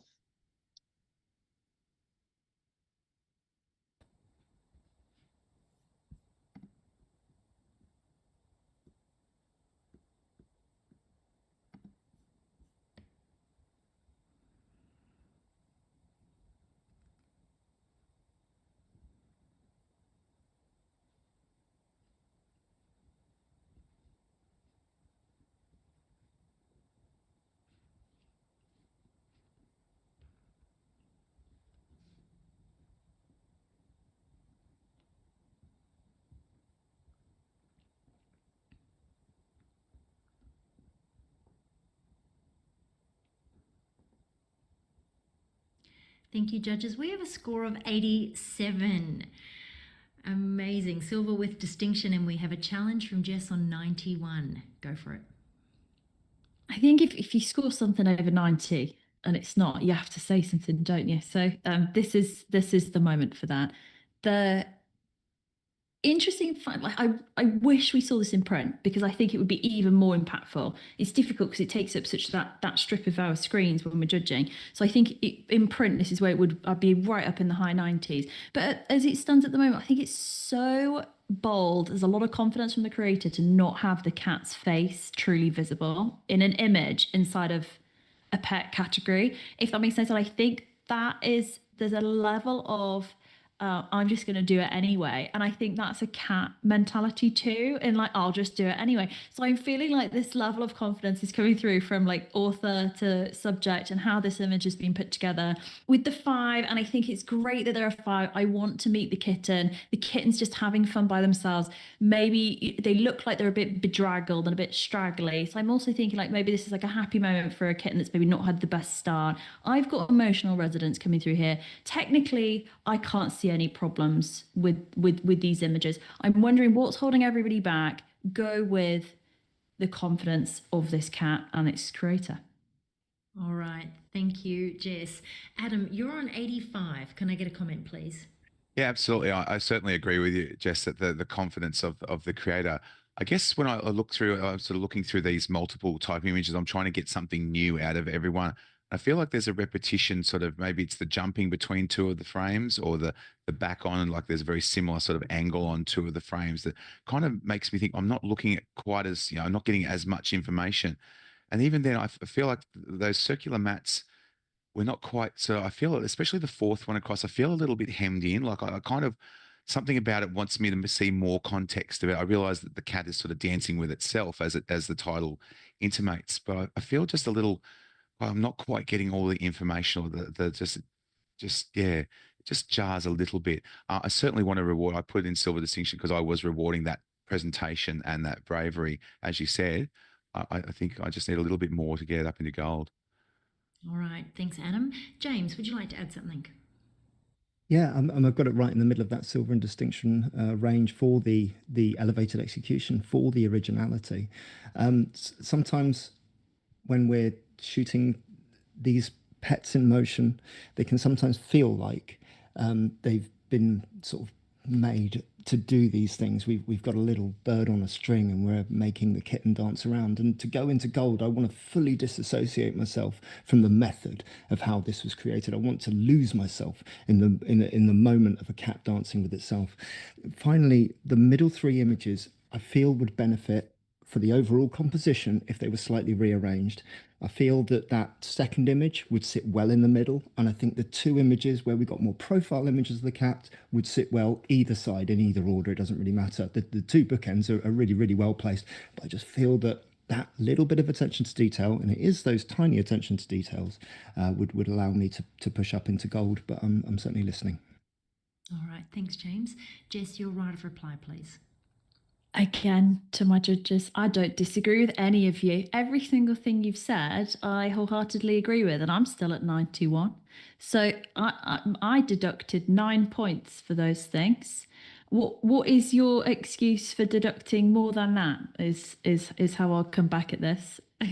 I know that we've obviously got your reasoning. I don't disagree. I agree with every single thing that you've said, and I can't necessarily give you reasoning why those things were in support. All I'll say is that this is different because of the decisions that this author made to not make it be normal, and I think that should always be rewarded. For me, this is gold. Outstanding excellence in concept, craft, and impact. Confidently original, and I think this is confidently original for all of the decisions that we've discussed and all of the reasons that you guys have brought up as well. So I'm excited to see how this rescores. All right, thanks, Jess. Judges, you do have your scoring categories there available to you to review. We are currently sitting at 87. Jess, you can leave yours at 91, and when you're ready, please re-enter your scores.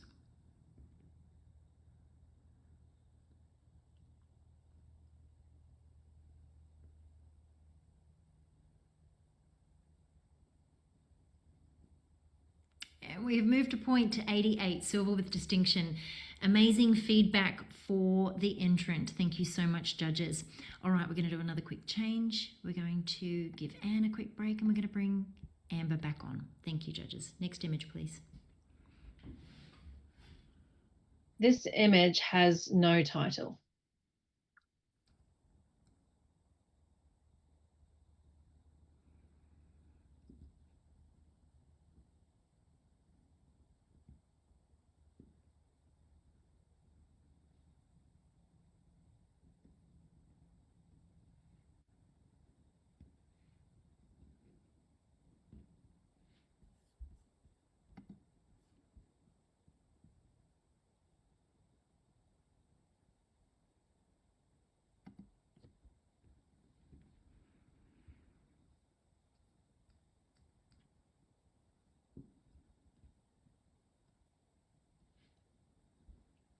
Thank you, judges. We have a score of 84. Joe, you're right on the average there. Can I get a comment from you, please? Yeah, thank you. Happy to be right on the score there, and congratulations on your silver, your strong silver award.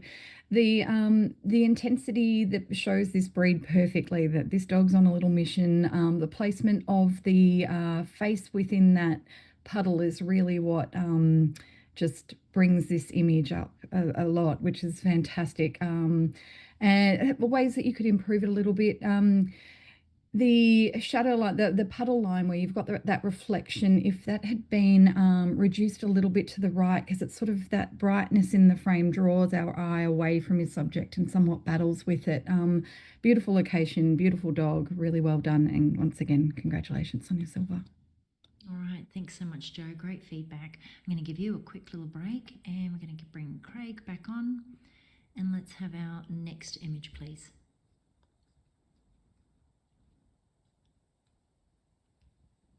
This image is titled The Pigeon King.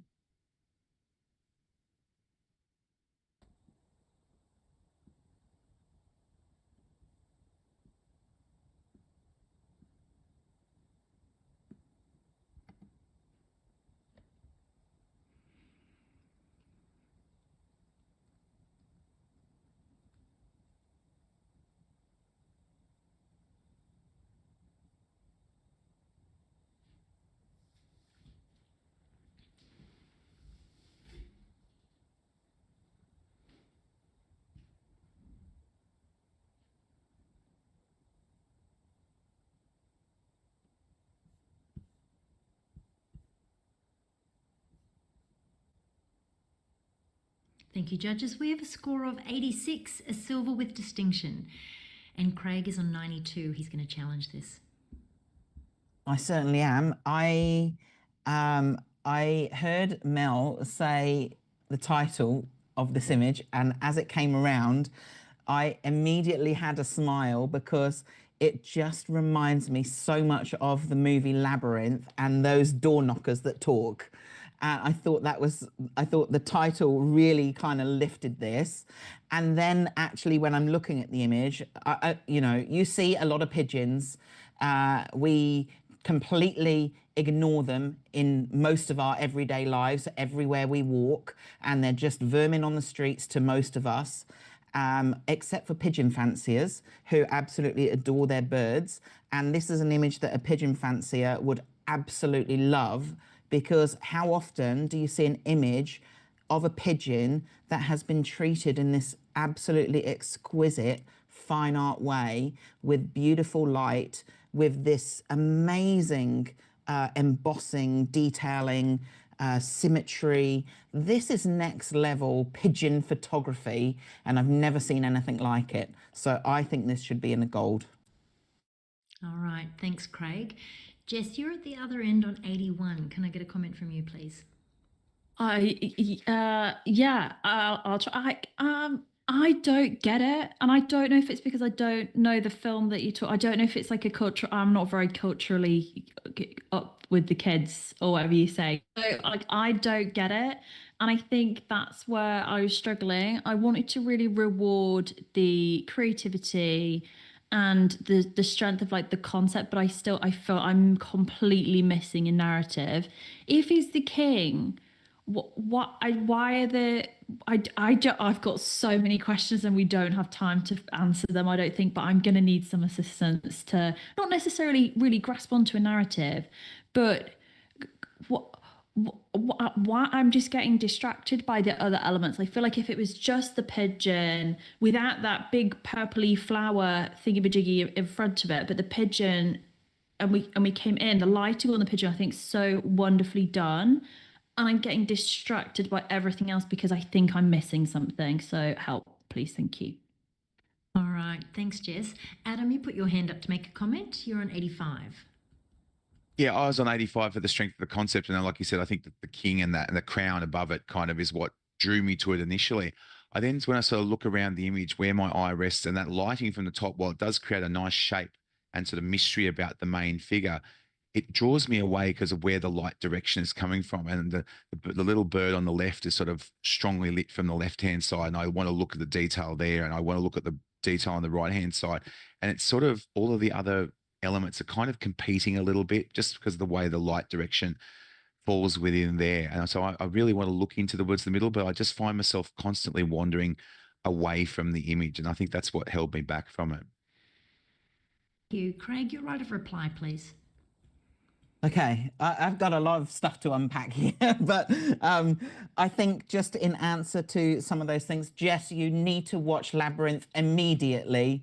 It is a classic 80s film with David Bowie, musical, sci-fi, fantasy, amazing. But listen, the image itself, I think that you've touched on a lot of things there that I find are its strengths.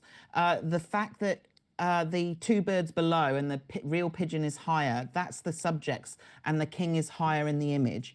The textures and everything here, the ornateness, that speaks to me about the ornateness of pigeon fanciers and their fancy pigeons.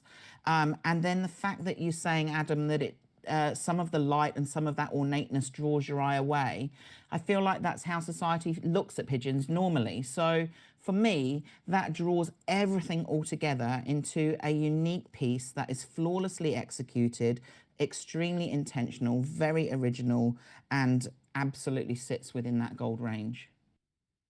All right. Thank you, Craig. Great discussion. We're currently on 86. Craig, if you can leave your score at 92. Judges, please re-enter your scores when you're ready.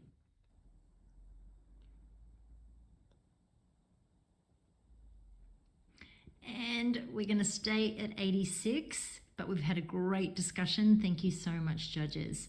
All right, let's do another quick judge change here. We're going to bring Mark back on. We might give James a quick break, and we'll have our next image, please.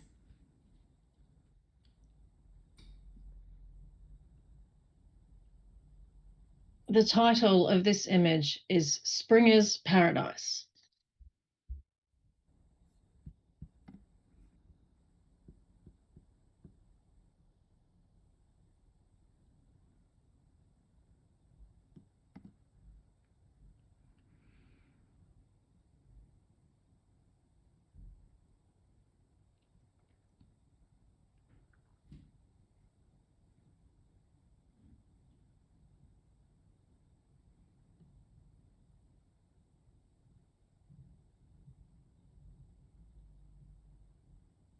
Thank you, judges. All right, we have a score of 78. And we have a challenge from Amber on 84. Thanks, Amber. Okay, I really thought this sits very solidly in the silver range, just purely for the wonderful energy that that emanates from this dog. I would really like to hear what I'm missing. So everyone else is in the 70s. Talk to me. All right, Craig, you're on 74. Can I get a comment, please? I am, and this has major impact, and I love the composition of this, but the dog has no sharpness anywhere through its whole body, and the blacks are really heavy. on the face and the body there. And I'd love to see a little bit more technical accuracy and detail in those areas of the subject to bring this into a commended range for me or higher. All right. Thanks, Craig. Jess, did you have something to add there? You're on 78. Yeah, sure. So everything Craig said, I agree. It also, we have a skyline with man-made structures in the background, and so from a photographer's standpoint, if you have those buildings and you really want to make sure for competition work that they are straight and true and correct, so if you need to, it would be beneficial for the author to just straighten those with some of the transform tools in Lightroom or in Camera Raw. That would be helpful for helping just maintain that consistency in the background and not make us feel like we're tipping off to one side. There's a few bits happening, horizons and verticals in here, that I think also could be executed more cleanly for scoring purposes. All right, thanks, Jess. Amber, your right of reply, please. Yeah, sure. I mean, I feel like it was the buildings and the title of this image that really elevated it for me, because spring is paradise. I can imagine being in a city that this dog is probably confined to maybe a really small apartment or a backyard or something, and being able to come out into this magical water playland is just everything that the dog's been wanting all day. I feel like I mean, it's not, the fur is not the level of detail that we've seen in some other images earlier in this lineup, but I feel like the fur is really still quite sharp. I think this really firmly sits in the silver range, and I think that you guys should come up a little higher. All right, well, we're close at 78, so if you can keep your score at 84, Amber, and judges, when you're ready, please re-enter.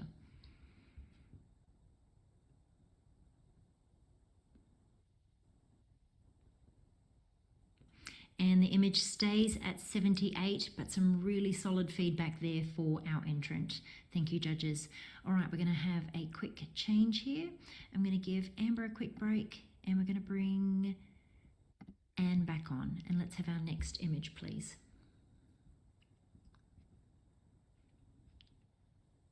This image is titled, Lucifer Does Cat Things.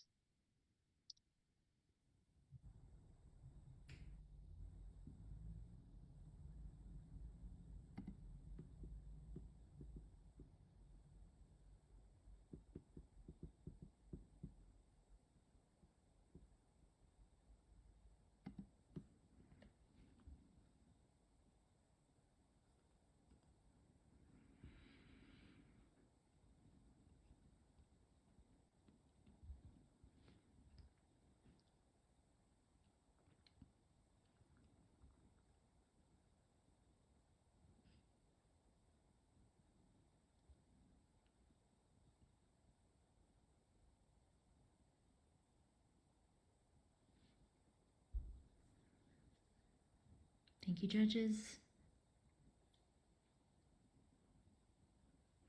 We have a score of 86, a silver distinction. Thank you so much, judges. I might actually grab a comment, if I can, please, from Adam on 87. Certainly. Yeah, absolutely. I was well in silver distinction, rewarding the sort of the wonderful detail, not only in the eyes, but in the lighting. And there's a real anthropomorphic sort of thing about, it looks a bit like human standing up on the 2 feet and sort of really highlighting those feet. I guess it's just about constructing now a really cohesive narrative and a story that we can really get into.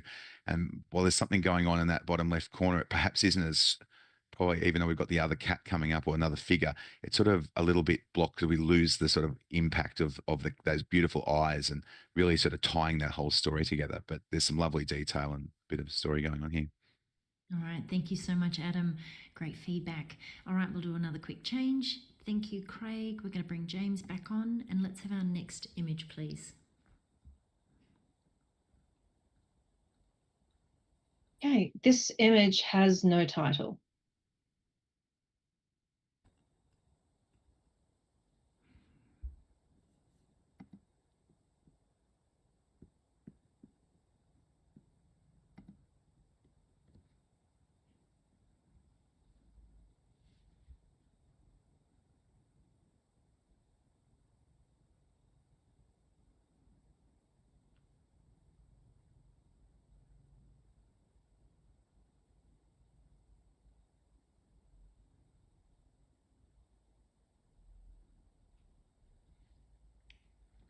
Thank you, judges. We have an 87, a silver with distinction.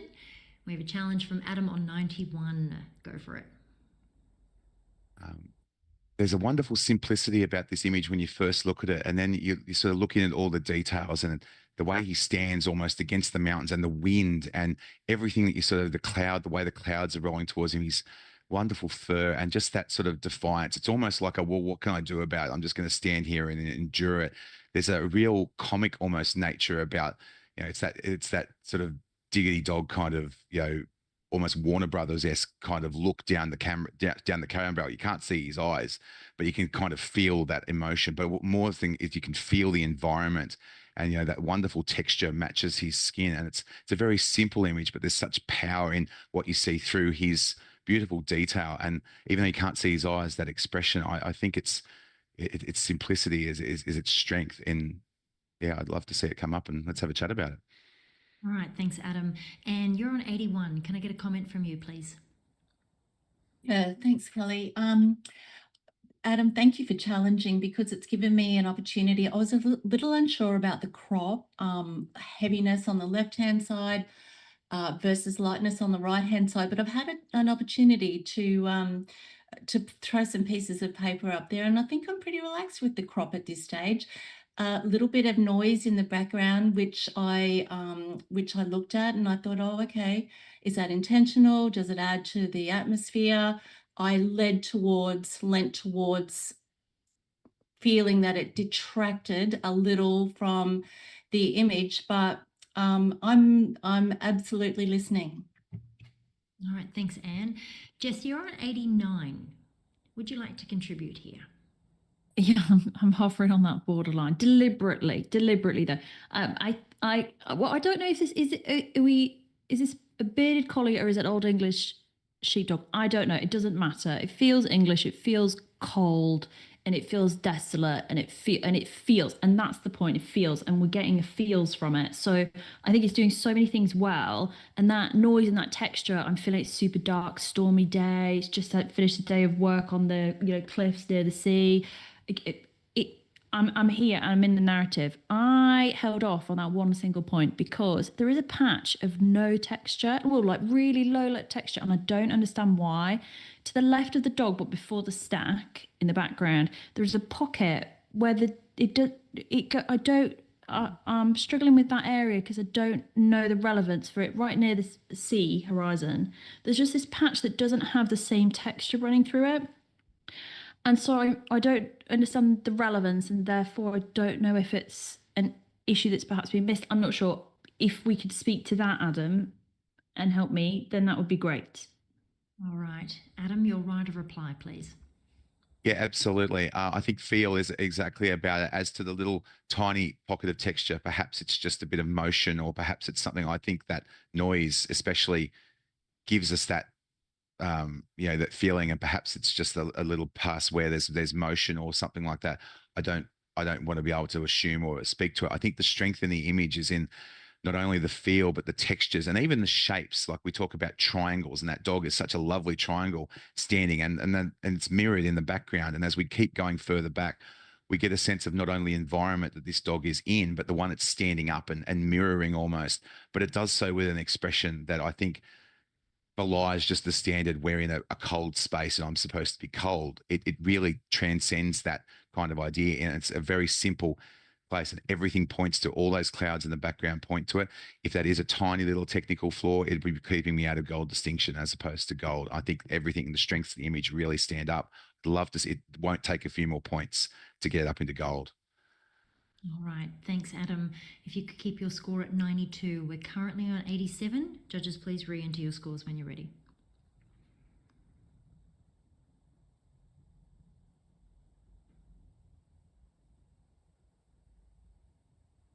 And we have a 90, a gold award. Thank you, judges. Great conversation, great feedback.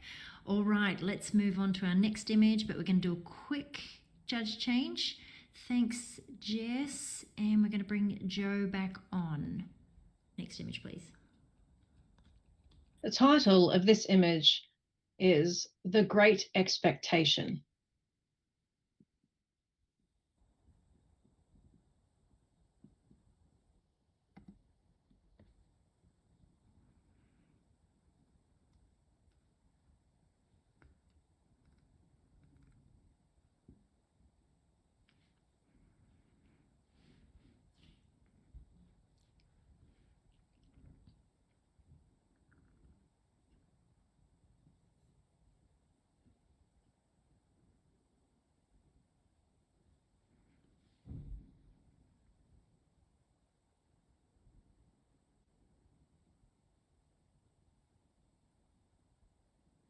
Just waiting on one more score. Thank you, judges. We have a score of 83, a silver award. And are we happy with that there? Okay, let's get a comment if I can, please. Actually, no. Anne's just put a challenge on in at 89. Thank you, Anne. Take it away. You just need to unmute yourself. Thank you. Sorry for being late on my challenge. Look, the strength of this image is multifaceted for me. Clearly this dog is about to have a litter of pups, and she is not happily, but quietly waiting on their arrival. The tulle around the dog's body speaks to bassinets and, as Adam said earlier, anthropomorphic ideas of where we give human traits and human ideas to animals. I think that she has been beautifully lit, and I think the crop on this is also outstanding. And I'd love to hear what others might think. All right, thanks, Anne. I might get a comment if I can from you, Joe, on 82. Yeah, hi. I had this as a silver, and I really love the color palette is beautiful. The pose is lovely. I think that what was holding me back, I feel the tulle gets a little bit lost with the lightness of the background, and I'm finding a little bit of inconsistency in the shadow and the reflections of the feet on the floor, particularly the closest foot to us, the back foot there. And with the angle of the head, I'm a bit distracted by the eye, and the angle of the eye has almost become like a right angle as a shape, which sort of pulls away from the rest of the softness in this image. But I'm listening. All right, thanks, Joe. Adam, you did have your hand up for a comment. Did you want to contribute something? No, the only thing, look, I had it in silver, and I was rewarding the technical. We said the dog is really well lit, and there's lots of detail, and it's nice and textual when you get in there. And I sort of got the start of the story, I guess. I just feel like, and like Joe said, that there's a little light on the left hand side, but just the connection, I guess, between the dog and the tulle. While there is some stories you could form, I just don't think, for my mind, I wasn't resting on anything that I could really give context to, or really, was it even like perhaps it wanted to be married or something? I'm not sure. I just don't know that there's enough connection in the two elements that they just slot together as well as I'd like them to. All right. And your right of reply, please. Yeah, thanks, guys. Great insights as always. The lightness of the tulle on the left-hand side, Joe, I see what you're saying. I'm comfortable with it. I think that it is like a natural vignette and an ending to the story, and an easy way, or an easing out of the of that element of the photograph. And Adam, I understand your hesitation with reading the tulle into the story. And in fact, I also first went to weddings, and then I went, oh no, tulle is also for babies. Tulle is for bassinets. Tulle is for netting to keep mosquitoes out. Maybe I'm showing my age, where we did used to put mosquito nets over our babies' bassinets, but I have a strong connection with the tulle. I understand it. I also want to applaud the photographer's ability to not only light the dog beautifully, but they've either got a fan blowing to get that beautiful effect, or someone has stood off on the left-hand side and held the tulle and allow it to drop. But I think the way that the tulle is falling has been very nicely handled, and it wouldn't be an easy thing to do. And lastly, I think, Joe, talking about the dog's eye and looking away and looking down, I'm comfortable with all of that. I do read, because of into the dog's expression, a real serenity, and it's completely supported by that beautiful color palette, which someone mentioned earlier. So look, I'm encouraging you to come up a few points, if not, and see what you think. All right, thanks, Anne. You're currently on 89. If you can keep your score there. Judges, please re-enter your scores when you're ready.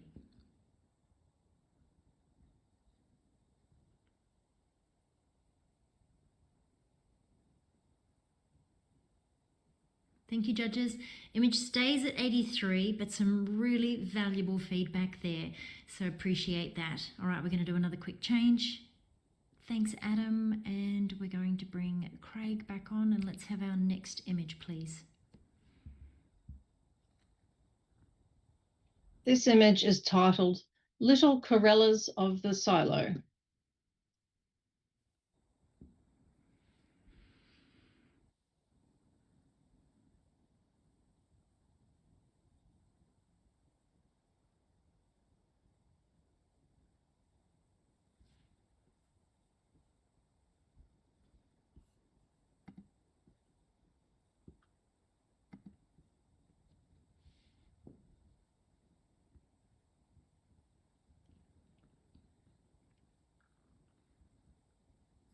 Thank you, judges. Just waiting on your score, Joe.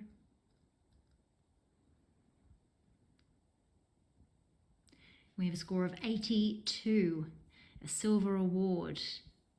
Are we happy there?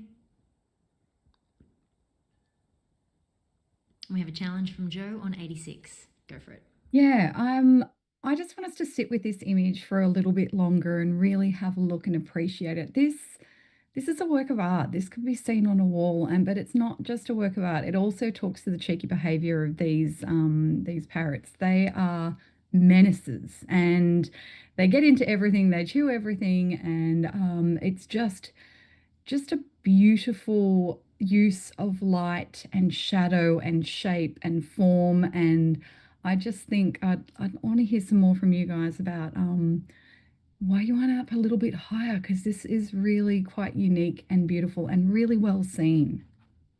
All right, thank you. Craig, can I get a comment from you, please, on 83?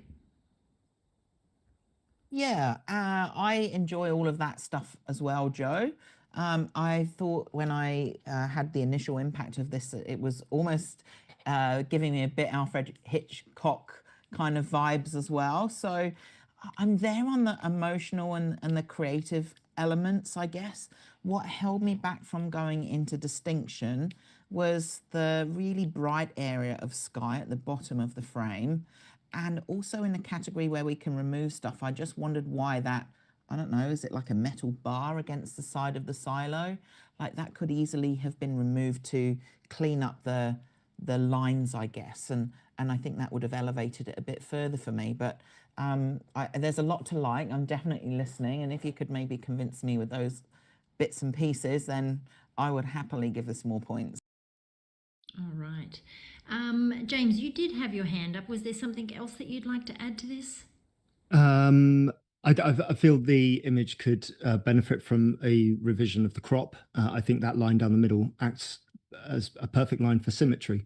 And if we were to lose the right-hand edge, bring that line right into the middle and have the birds, hello everyone's hands, have the birds working on the left-hand side against the shadows on the right-hand side, we work with a much more abstract, easy to understand image. There is a concept, an idea, and a pure photographic instinct here to capture an image in this situation, to bring it into the level above and the level above that. It just needs to be executed with a little more refinement. And I encourage the photographer to go back, revisit this, and keep going, because there's something here. All right, thanks, James. Joe, your right of reply, please. Yeah. So, Craig, that metal bar, without that metal bar, the birds would have flown right past this silo, because that's what they're aiming for, to land on, to chew. Think of a Kia and a windscreen wiper, so just to give you a Kiwi reference there.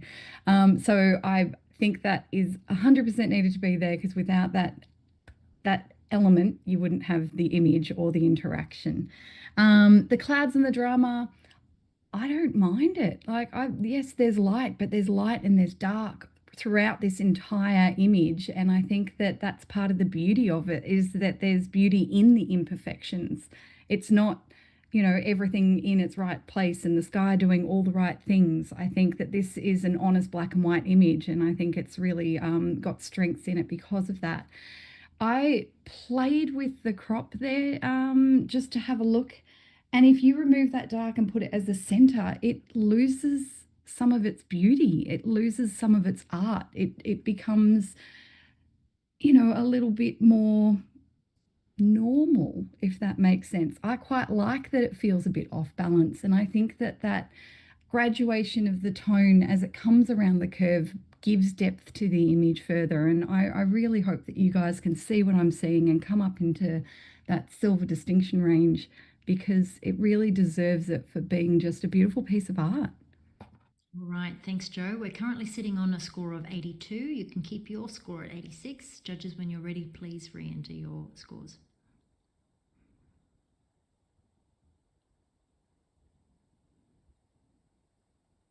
And we've gone up a point to 83. Great feedback, excellent conversation.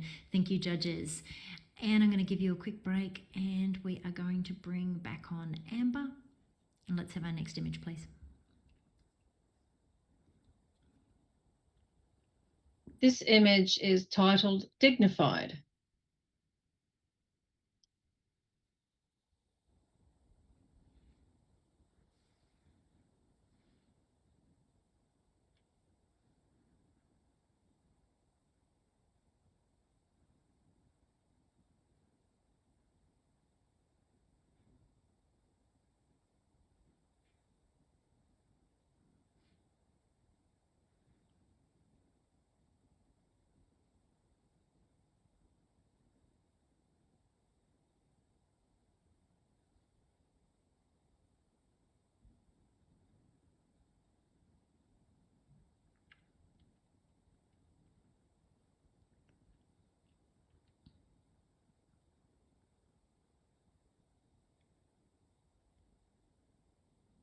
Thank you, judges.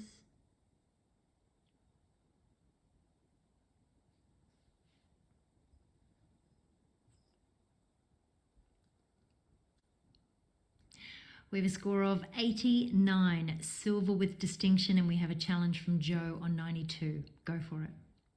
Double challenge. Okay, so this image, when it turns around, you look at it and you just go, wow, look at all that detail, the beautiful, it's almost monochromatic, but you've got that color just coming through in the eyes and a little bit of, you know, the muzzle. But there's so much to look at and enjoy in this image, and it's beautifully handled and presented. And I just want to hear why you couple more of you can't come up into that gold area, because I'm seeing a lot of support and I'm thinking maybe you were just sitting on the fence a little bit. So let's go. All right, Joe. Mark, you are at the other end of the scoring range. Can I get a comment from you, please? Yes, I'm glad you challenged this one, Joe. Do you know those times where you just underscored it pretty much? It's just one of those things where it's like the longer it sits, the more it hits you. Something that I was struggling with is the detail within all the blacks up the top. Yes, there is details in there, but then I was like, well, let's be honest, the dog's face is perfectly sharp, and that's what you want it to look at. So I'll be restoring accordingly. Right, thank you, Mark. Craig, you really enjoyed this image. Can I get a comment from you, please? Yeah, I am also at 92. Absolutely, this deserves a gold. For me, this feels like it could be embossed. Like, I feel this is 3D. I could touch this. The light is just beautiful. And then, you know, again, talk about a title matching an image like Dignified. I feel almost a little bit of sadness in this dog's eyes, but they've risen above that sadness, and here they are in a fabulous outfit and a very dignified. So I would also love to see this coming into gold, and I would encourage you guys to join me and Joe. All right, thank you, Craig. Joe, your right of reply. I think Craig just said it all. All right. Guys, bring it up. Reward this beautiful, beautiful image. Okay, well, we're currently sitting at 89. And Joe, if you can keep your score at 92, judges, please rescore when you're ready.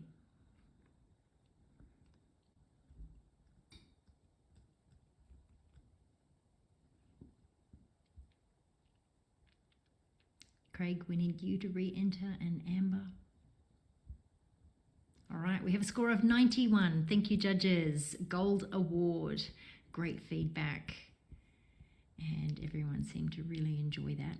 All right, we're going to have Mark. I'm going to give you a little quick break. And Jess, we're going to bring you back on. And we'll move on to our next image, please. This image has no title.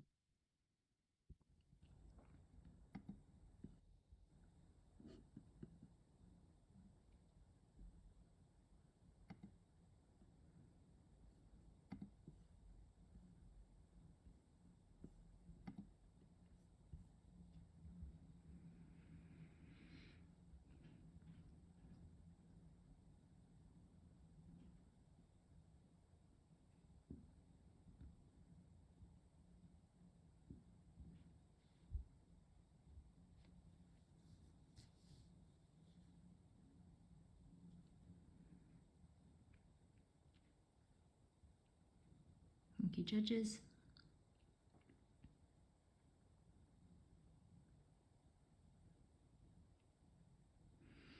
We have a score of 82, a silver award, and we have a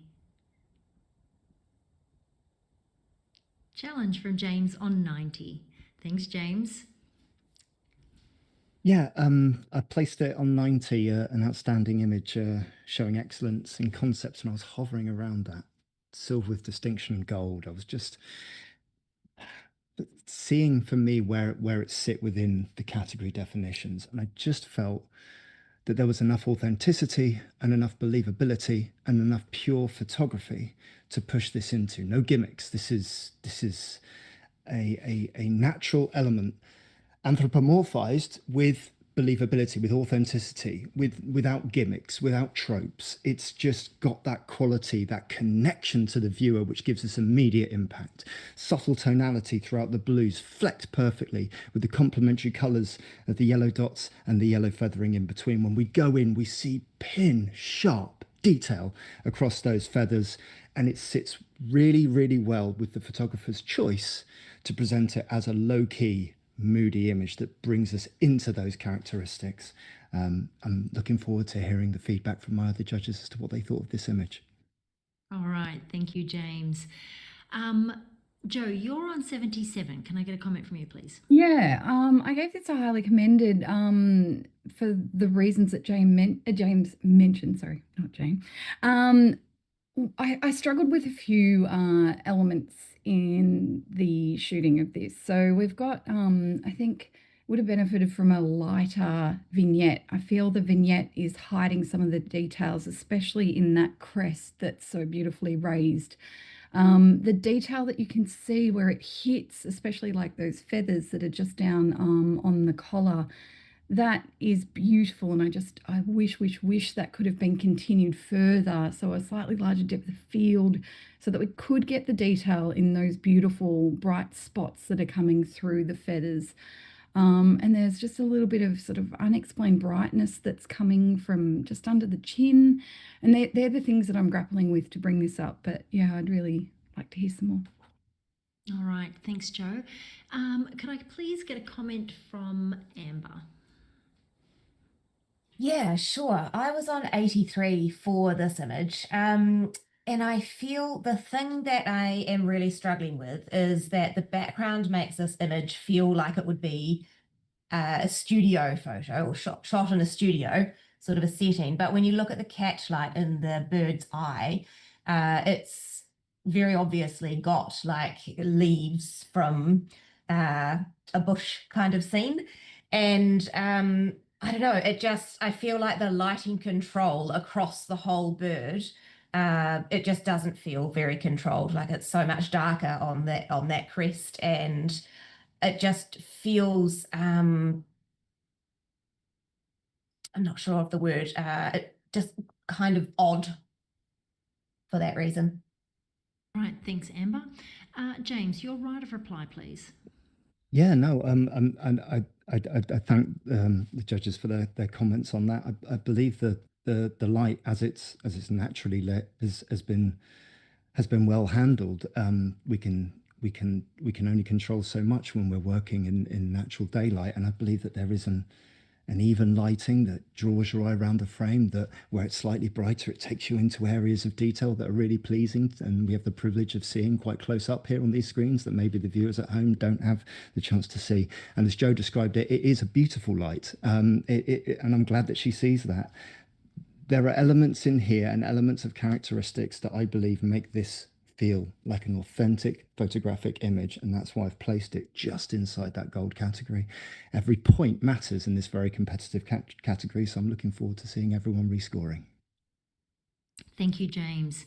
If you could please keep your score where it is. We're currently sitting at 82. When you're ready, please re-enter your scores.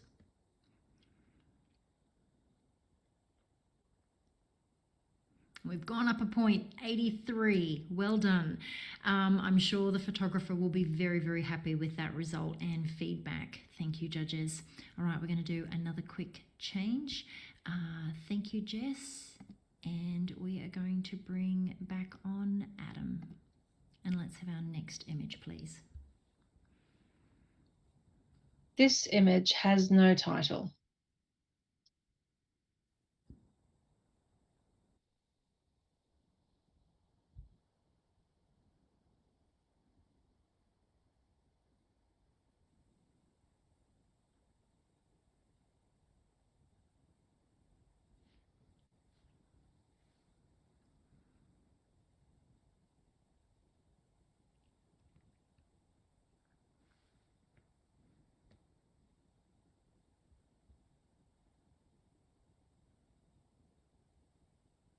Thank you, judges.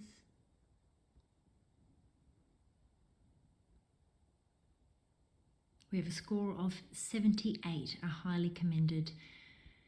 Thank you. And Adam, you're right on the average there. Can I get a comment from you, please? Yeah, absolutely. Look, a beautiful image of the dog, well as presented in that studio setting. You've probably heard us talking about to elevate into the next level. We're looking for story or emotion or something that elevates our emotional or technical response. And it's a well-handled image that it presents very well, but it just needs a little bit more context or perhaps something that really elevates it over that next level. Thank you so much, Adam. Well, that brings us to the final image of the pet and animal category for the Australian Photographic Prize.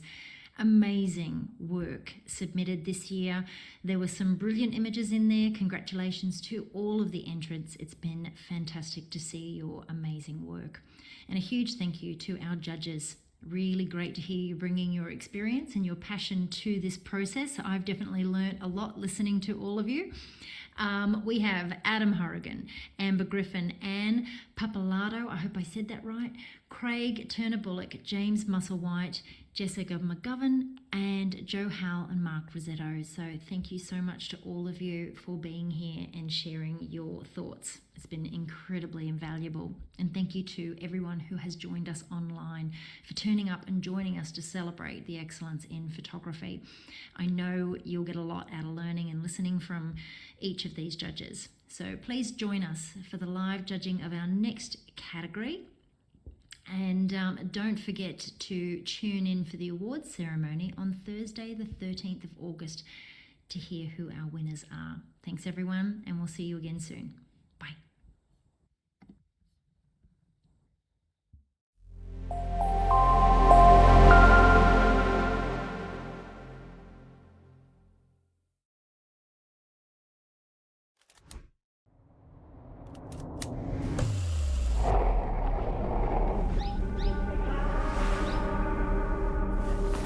Wow, photographing the way I do, but with my colors, this will change everything.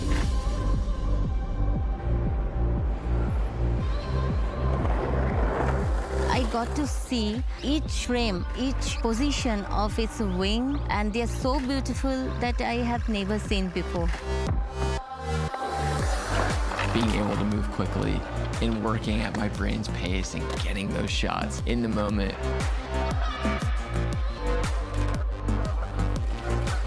Having this camera allows you to go out and create the way you want to create.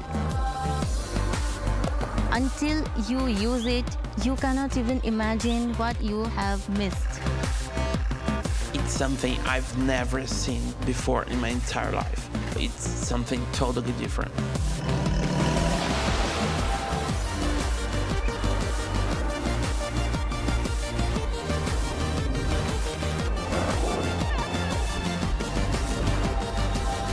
Nikon Z6 III.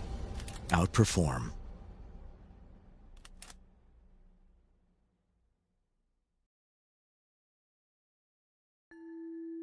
Introducing ISO Color Edge. Precision is essential for any professional working with images. Whether you're an artist, a retoucher, or a visual effects specialist, you need to know that what you see at the start of a project is precisely what you'll get at the end. Color Edge monitors give consistent, reliable accuracy that guarantee no surprises within your color workflow. So what you see in real life is what you see on screen, and what you see on screen is what you see in real life. That's precisely why professionals all over the world trust ISO Color Edge for their image creation. ISO Color Edge. Discover living, breathing color.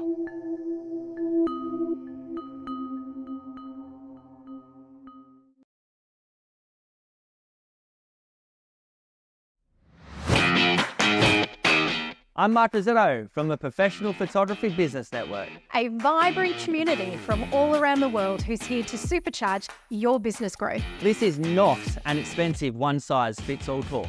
The PPBN is a network, An online educational platform with training and resources to suit everyone. from those just starting out to the seasoned pros. You can tailor your journey to suit your individual business needs and challenges, all at your own pace. And there's new content added every week. But success is only part of the experience. To us, community is super important as we all know business can be lonely. So join us today. PPBN is your unfair advantage. Let's do this.